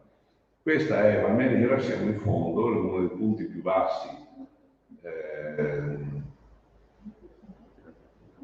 della piana, siamo a 890 metri di quota, e vi accorgete che i livelli di campagna originari non erano questi dove si sta camminando adesso, erano più alti. Il processo di inarcamento ha sì generato la situazione di depressione, ma quella è stata poi accentuata dalla dissoluzione carsica che fa ulteriormente abbassare il livello. Talmente tanto che si vengono a creare delle trappole per l'aria fredda. E questa è la peculiarità del Cansiglio. L'aria fredda è più pesante dell'aria calda. E quindi se c'è una depressione che non ha uno scarico di qualche tipo, tende a scendere, mentre l'aria calda tende a salire. Le temperature minime in Cansiglio non si raggiungono sulle sommità alla Crosetta, andando su verso le montagne, sulla sommità dei monti. Li troviamo qui. Perché? Proprio per dire questa inversione termica. Parliamo di inversione termica, ma in realtà l'inversione termica ha poi come conseguenza anche l'inversione vegetazionale. E questa è una peculiarità talmente evidente in questa immagine, perché abbiamo che queste piante erbacee che troviamo qui, spesso sono quelle che in situazioni normali formano le praterie primarie di vetta oltre il limite della foresta. Invece di andare in su per trovarle, qui andiamo in giù. Perché qui si raggiungono temperature talmente basse che lo sviluppo stesso del bosco è inibito dal fatto che non c'è abbastanza stagione vegetativa disponibile per poter andare avanti. Non a caso intorno a questi prati cosa abbiamo? Conifere. L'abete rosso. Ma attenzione, normalmente l'abete rosso dovrebbe stare sopra la zona faccio. Ora, quando noi entriamo in Cansiglio, ci accorgiamo subito di una cosa, che le conifere stanno in basso, vedete? E i faggi stanno in alto. E il motivo è questo detto. Abbiamo questa inversione termica che si fa sentire in tutta la piana, perché per andare verso Pianosteria voi dovete passare sopra a una soglia. Ci sono delle antiche morene che hanno sbarrato in qualche maniera del flusso dell'aria verso il basso, e Cornesega e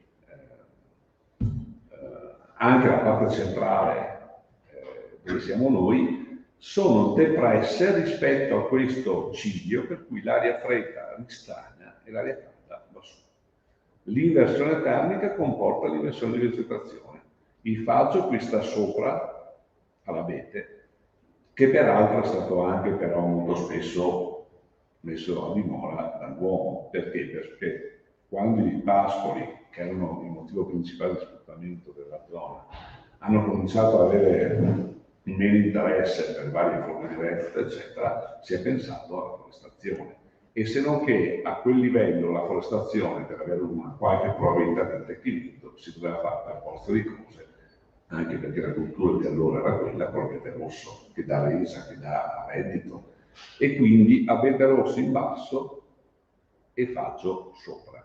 Notate bene che però se salite ancora e uscite dal ciglio del Catino, dal bordo del Catino, torna alla situazione normale. Sopra trovate il nuovo abete rosso, poi trovate i larici al bordo tra la foresta e la zona a arbusti, troverete il muro e i rododendri e sopra ancora le praterie primarie di vetta, che guarda caso hanno lo stesso tipo di composizione vegetazionale di specie che troviamo in fondo a Cornesica. Perché? Per via di questa inversione termica.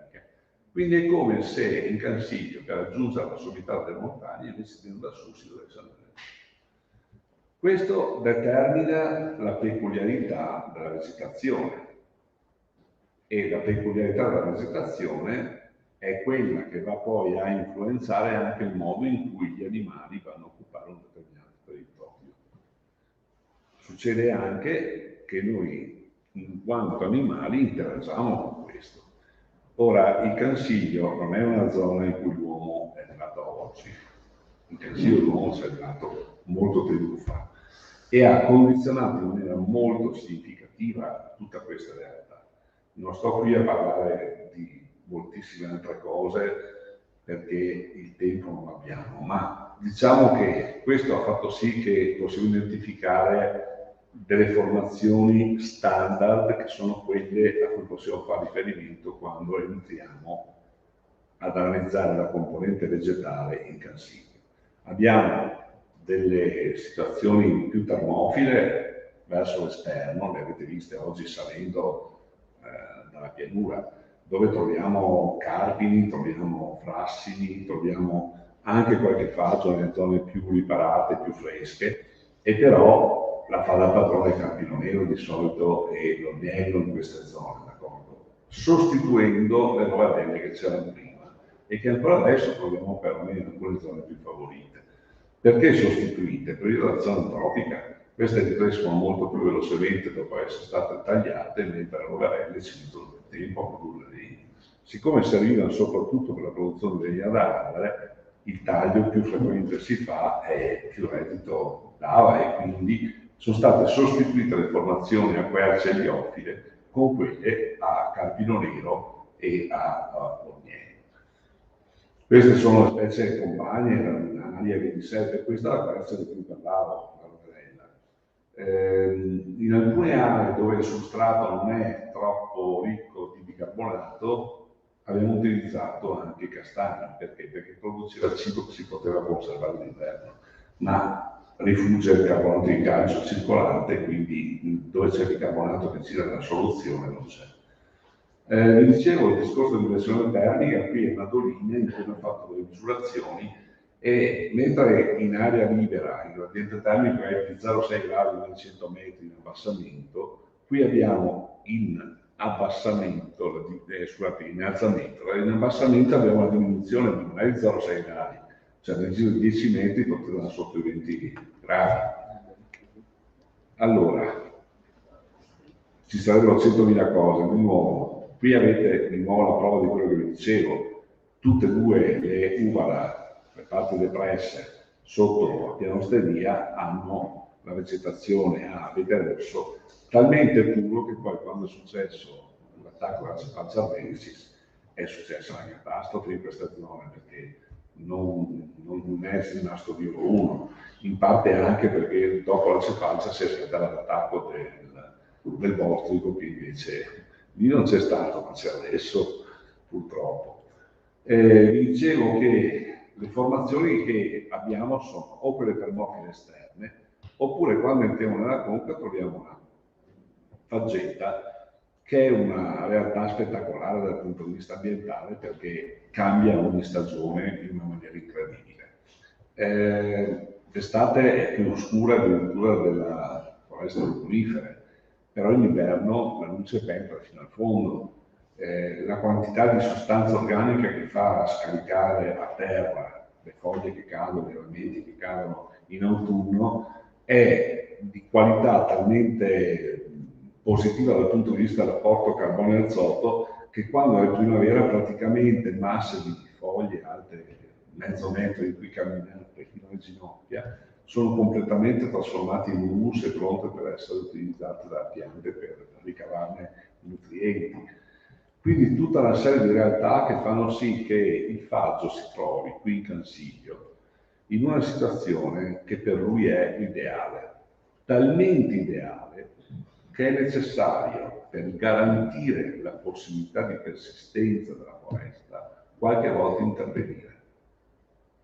Perché le piante adulte, sviluppandosi con la copertura che sono in grado di mettere in atto, l'avete visto prima, anche se le piccole piante di faggio come queste hanno le foglie strutturate in maniera diversa per intercettare più luce rispetto a quello che succede alle foglie adulte del faggio, non riescono a sopravvivere e quindi è necessario qualche volta intervenire per avere la garanzia che qualcheduna dei semi che è caduto sotto la pianta che l'ha generato riesca a germogliare e faccia crescere le piantine in modo tale che quando poi taglieremo la pianta madre qualche altra realtà sia andata a sostituirla. L'ultima cosa, e poi vado a chiudere perché non ho troppo il tempo di approfondire oltre, il portamento del faggio in Cansiglio siamo abituati a vederlo così, è colonnale ed è spettacolare, perché per noi veneti abituati a vedere il faggio a cieco,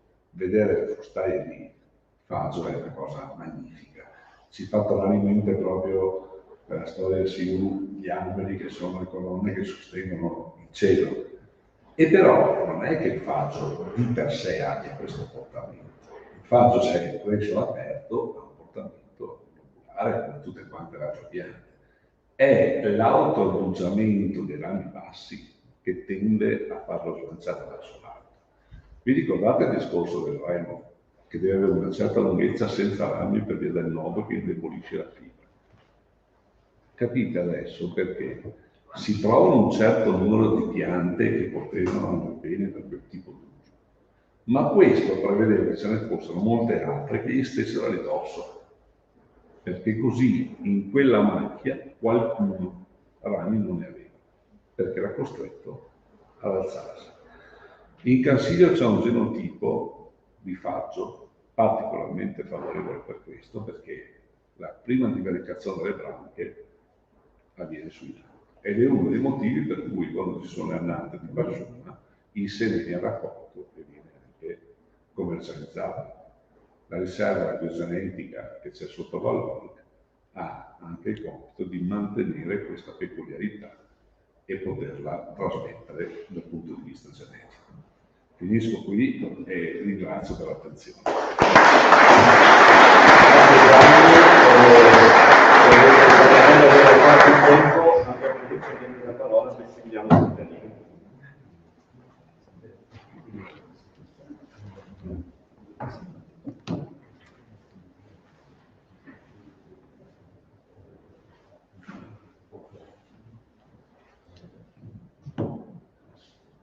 Buongiorno a tutti, cercherò di essere breve, vista l'ora e coinciso.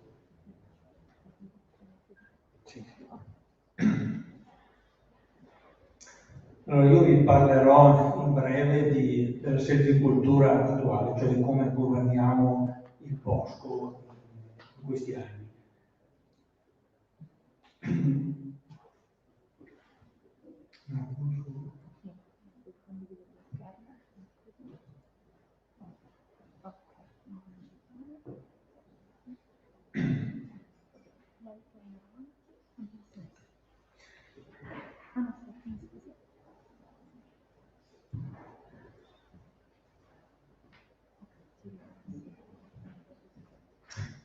Ecco, per partire ho preso la frase che c'è anche sul Deplian qui della fiera di oggi, dove dice che il Cansiglio è stata la culla della silvicoltura, proprio essendo il bosco d'Areme di San Marco. Ed è qui che i forestali posero l'origine della silvicoltura moderna, della gestione forestale moderna. Quindi nessuna foresta al mondo ha 500 anni di pianificazione.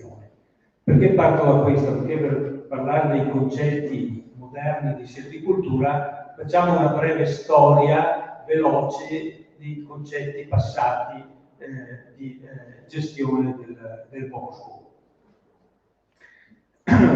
Molto velocemente, appunto, il gestore più importante è stata la Repubblica di Venezia, in quanto, come è stato detto anche precedentemente, ricavava i remi per le proprie navi. Ed è proprio in questo periodo che nasce i primi concetti di regolarizzazione dei tagli, anche se, come abbiamo sentito, prelevavano ovviamente nelle parti più comode, vista la tecnologia. Si elabora un vero e proprio piano dividendo appunto il bosco in prese.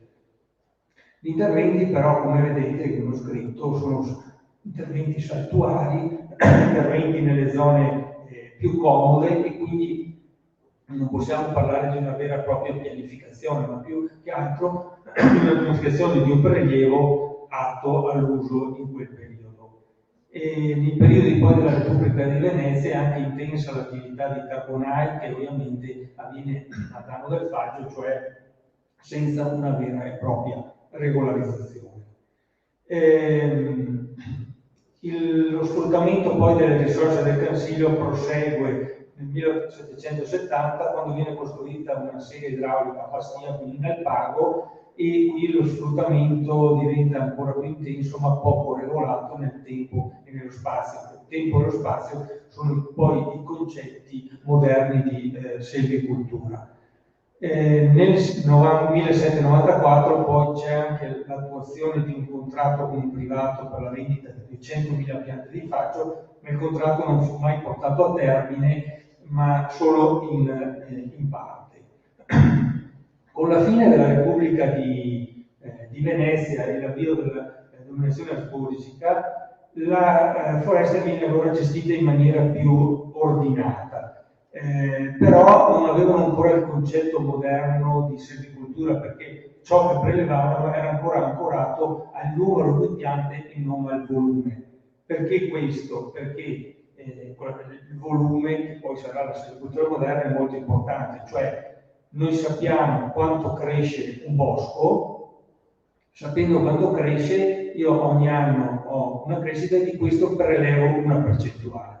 È come avere i soldi in banca, io ho un interesse e di questo interesse ne uso un X, non lo uso tutto e non vado a intaccare il capitale. Questo è un concetto moderno di silvicoltura che in quegli anni non c'era, ma prelevavano appunto per numero di piante, quindi prelevando soprattutto le piante più belle e quindi lasciando anche la parte più brutta e intercalare della massa. È nel 1860 che questo concetto che vi dicevo prima si passa al concetto di ripresa volumetrica, cioè si fissano i prelievi in base al volume. E il primo piano moderno fu redatto dall'ispettore forestale Manfred nel 1881, però detto piano non fu mai applicato poi nella realtà. Poi ovviamente avvengono le guerre, la prima guerra mondiale, dove i boschi del Cansiglio vengono fortemente depauperati senza avere un piano di interventi, perché la guerra ovviamente non prevede che si segua una pianificazione. Dopo la prima guerra mondiale è l'ispettore forestale Morelli che redige un piano per il periodo del 30-39 ed è il momento in cui la foresta viene divisa in 59 sezioni e sottosezioni, che più o meno sono quelle che troviamo tutt'oggi, con qualche modifica, però è la base della pianificazione attuale. Poi c'è l'avvento del professor Giordano con un altro piano, poi più o meno il piano rimane uguale, poi c'è l'avvento della seconda guerra mondiale, poi di nuovo una botta per la foresta, in quanto c'è di nuovo un prelievo senza pianificazione, senza considerare la gestione. Il dopoguerra invece poi nasce la vera e propria pianificazione, in cui c'è un forte dibattito sul futuro della foresta e soprattutto nel 65 c'è il professor Hoffman che redige un vero e proprio piano economico e lo orienta su su divisione del bosco, che sono quelle poi attuali della gestione silvicolturale, cioè tre classi economiche, che sono le tre grandi classi economiche del Consiglio. La faggeta pura, il bosco misto che è formato da abete rosso, abete bianco e faggio e il bosco puro di abete rosso, che sono le tre grosse categorie in cui viene gestito tutt'oggi il bosco del Consiglio. Degli anni 80-90 c'è il piano invece redatto dal dottor Spada, in cui viene ovviamente sempre più affinati dei concetti moderni di pianificazione e cominciano anche ad entrare poi in quegli anni i primi concetti di gestione sostenibile, anche se poi non se ne parlava ancora in quel periodo. Qui ho messo poi i dati, in quel periodo la ripresa è stata maggiore per eventi calamitosi degli anni.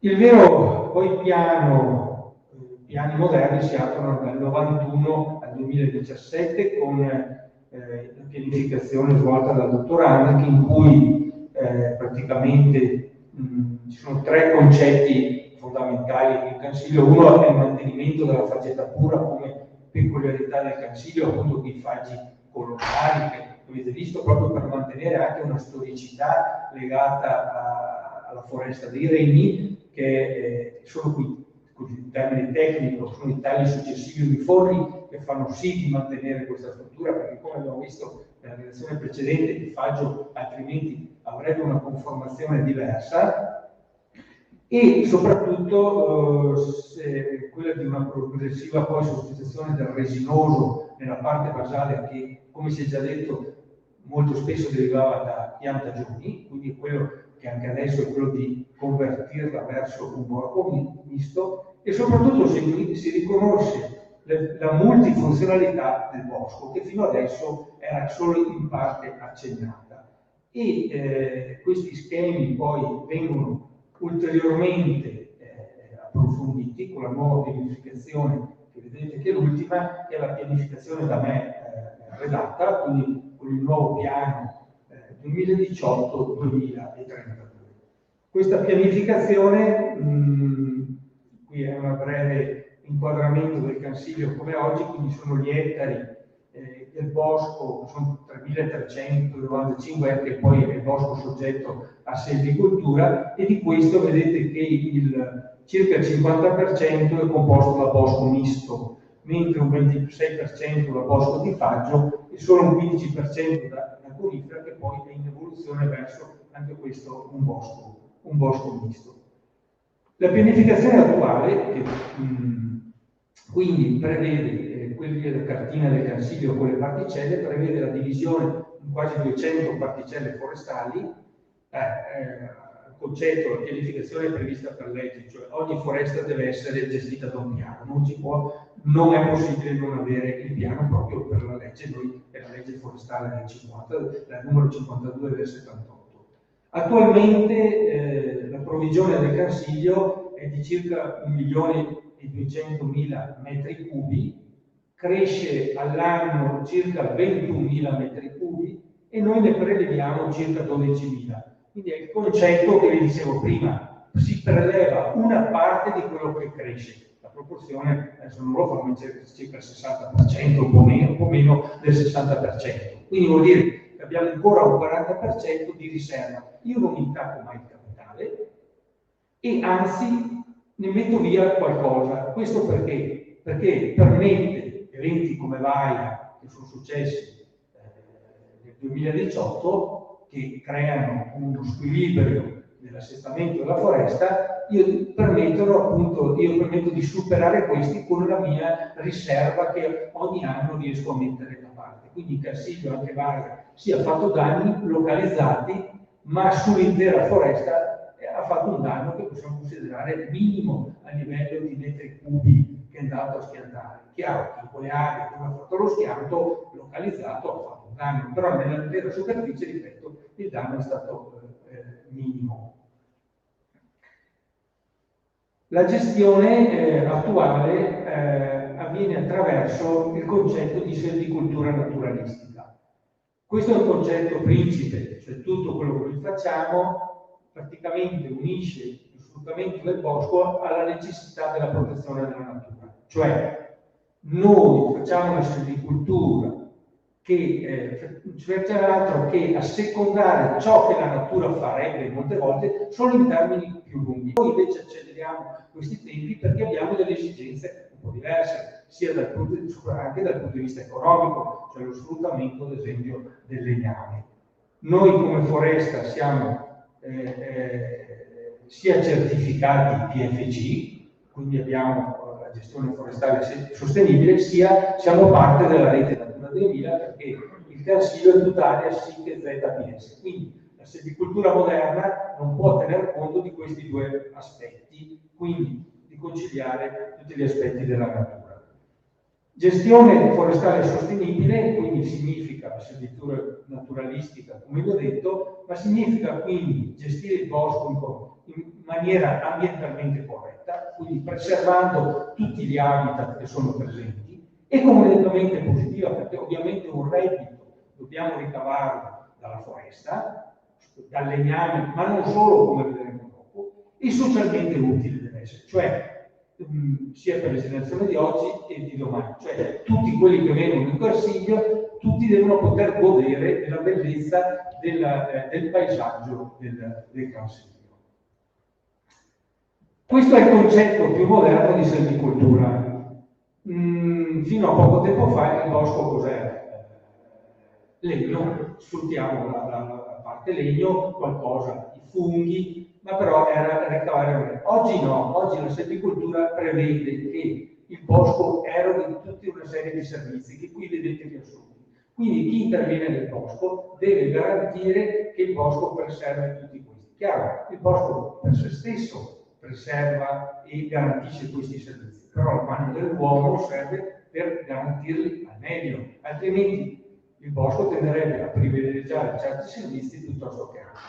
Qui ne vedete alcuni, uno è l'approvvigionamento, che sono le materie prime, che è il legno, che può essere il cibo, i funghi, possono essere il miele, possono essere vari aspetti, poi c'è tutta la parte della qualità dell'aria, del clima, delle risorse idriche, poi c'è tutta la parte che riguarda la fauna, che riguarda la fauna selvatica, e ci sono poi tutti i valori più moderni, culturali, cioè il benessere di chi va in foresta, quindi valori estetici, valori spirituali, valori religiosi, quindi tutta una serie di valori che qui sono riassunti. Per quanto riguarda, se vogliamo semplificarla, possiamo dirli del bosco, potremmo definirli così i servizi ecosistemici. Ci sono i prodotti del bosco, di vario tipo, legname, funghi, miele e quant'altro, c'è il ciclo idrogeologico, l'acqua, c'è la regolazione ambientale della CO2, stoccaggio di anidride carbonica, c'è la biodiversità, che è fondamentale, fauna, avifauna, flora, e c'è il servizio turistico ricreativo, cioè le persone che entrano in bosco. Noi, in questo concetto di gestione corretta, dobbiamo garantire tutto questo. Quindi, tutti i nostri interventi saranno cesellati per far sì che tutti questi aspetti vengano mantenuti. Noi come quindi questa è la foresta, cioè noi abbiamo al momento, tra i vari aspetti su cui abbiamo battuto il punto, soprattutto la biodiversità. In Cansiglio di per sé stessa la biodiversità è alta, quindi tutta la nostra gestione attuale, sostenibile, porta a un aumento, una conservazione della biodiversità. E proprio su questo abbiamo tutta una serie che la nuova pianificazione prevede sulla biodiversità e la conservazione, che poi è uno degli aspetti della dei servizi ecosistemici. Quindi ho messo degli esempi, ad esempio favorire la mescolanza delle specie, prevalentemente dell'abete bianco, che è una specie minoritaria attualmente in Consiglio, preservare gli elementi più monumentali di abete bianco lungo i sentieri frequentati, mantenere e aumentare le chiarie, i corridoi, eccetera, questi per preservare il paesaggio, ma anche per aumentare le attività di certe specie animali, rilasciare una quota di legno morto sia in piedi che a terra, lasciare tutte le piante che presentano delle cavità per favorire picchi e quant'altro, aumentare e mantenere i punti di acqua in bosco, che sono anche questi molto ricchi di biodiversità, favorire poi tutta una serie di interventi che servono per favorire ad esempio i tetraonidi, quindi le specie che poi sono più protette a livello europeo. Ripeto, essendo questa zona SIC ZPS, qui vedete degli interventi che favoriscono queste specie. Perché vi ho parlato soprattutto della biodiversità tra i vari servizi ecosistemici? Perché proprio pochi giorni fa la foresta del Carsilio è stata la prima foresta in Italia certificata PFC per la biodiversità. È la prima in Italia grazie al progetto BioDelta 4, che è un progetto Interreg Italia-Austria, con cui noi sapevamo che il Carsilio era ricco di biodiversità, però non era mai stato studiato, non avevamo mai dato un punteggio. Ora sappiamo quanto. Sono stati fatti tutta una serie di indicatori, è stata studiata tutta in varie particelle, non abbiamo certificato tutta la foresta, ma abbiamo certificato su 3.300, 1.200 ettari, 290 ettari, e è il risultato che il Consiglio, su un punteggio che era di 15 punti per ottenere la certificazione di biodiversità, il Consiglio ne ha ottenuti 36, quindi ampiamente al di sopra della media. 15 è il minimo per essere biodiversi, da 15 a 25 puoi essere certificato ma devi migliorare, sopra il 25 hai solo puoi migliorare, chiaro, ma devi mantenerla. Noi appunto è stato un numero preciso, 36, quindi la biodiversità in Consiglio è elevatissima e questo è merito sì della natura ma anche degli interventi oculati, degli interventi che l'uomo fa in Consiglio attraverso la selvicoltura. Ovviamente questo è il primo passo, poi ci sono tutti gli altri servizi ecosistemici, infatti col prossimo anno andremo a certificare anche la parte di stoccaggio del carbonio e andremo a stoccare e a certificare tutta la parte di quei servizi ecosistemici turistico-ricreativi. Questo ovviamente sta a dimostrare che sì, il legname è importante, però stanno venendo avanti altre cose molto importanti. Questo non significa che tutto deve essere gratuito, perché i servizi ecosistemici alla fine prevedono questo, cioè il pagamento dei servizi ecosistemici. Cioè un proprietario di un bosco, se il legname diventa secondario, può ricavare un reddito anche da altri servizi. Allora, è chiaro che ci sono dei servizi che verranno pagati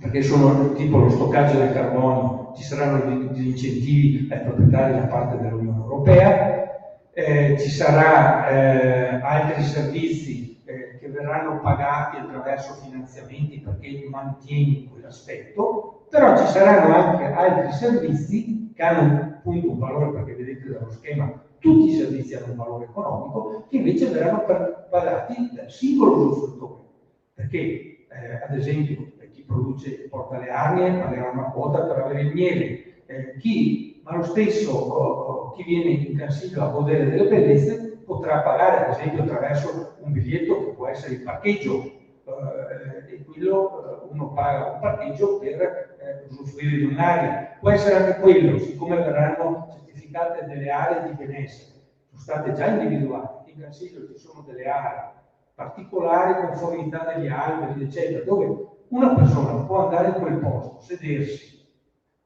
meditare, godere della bellezza degli alberi, ed è stato dimostrato scientificamente che il corpo umano a a contatto con queste aree emette delle sostanze benefiche per la propria persona, non è detto che lì chi vuole beneficiare di questo deve pagare un qualcosa per beneficiare. Quindi il futuro della foresta è non solo appunto silvicoltura in quanto lo chiami, ma molteplici altri fattori. Quindi le entrate anche di un bosco, di una foresta per il proprietario possono essere diverse da quelle classiche. Io vi ho portato brevemente dei concetti di silvicoltura appunto moderna e con questo vi ringrazio. Ci sarebbero molti aspetti da approfondire, ma l'ho tirata un po' corta vista l'ora. Vi ringrazio.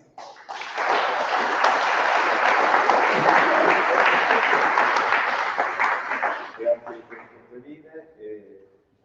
Il tempo è stato tiranno, come sempre, purtroppo, però mi pare che con queste tre densissime, interessantissime relazioni siamo riusciti sostanzialmente a declinare il tema di questa mattina, che vi ricordo voleva essere Venezia e la foresta, una storia di uomini e di natura. E i tre relatori credo che hanno declinato al meglio questa tematica. Vi ringrazio tutti, vi invito chi può ancora a restare, perché subito a seguire, e chiediamo scusa di aver rubato una parte di tempo, ci sarà la presentazione del romanzo Naviganti di Frodo, ultimo lavoro in ordine di tempo del giornalista e scrittore Maurizio Crema, a cui lascio il microfono. Grazie a tutti, alla prossima occasione.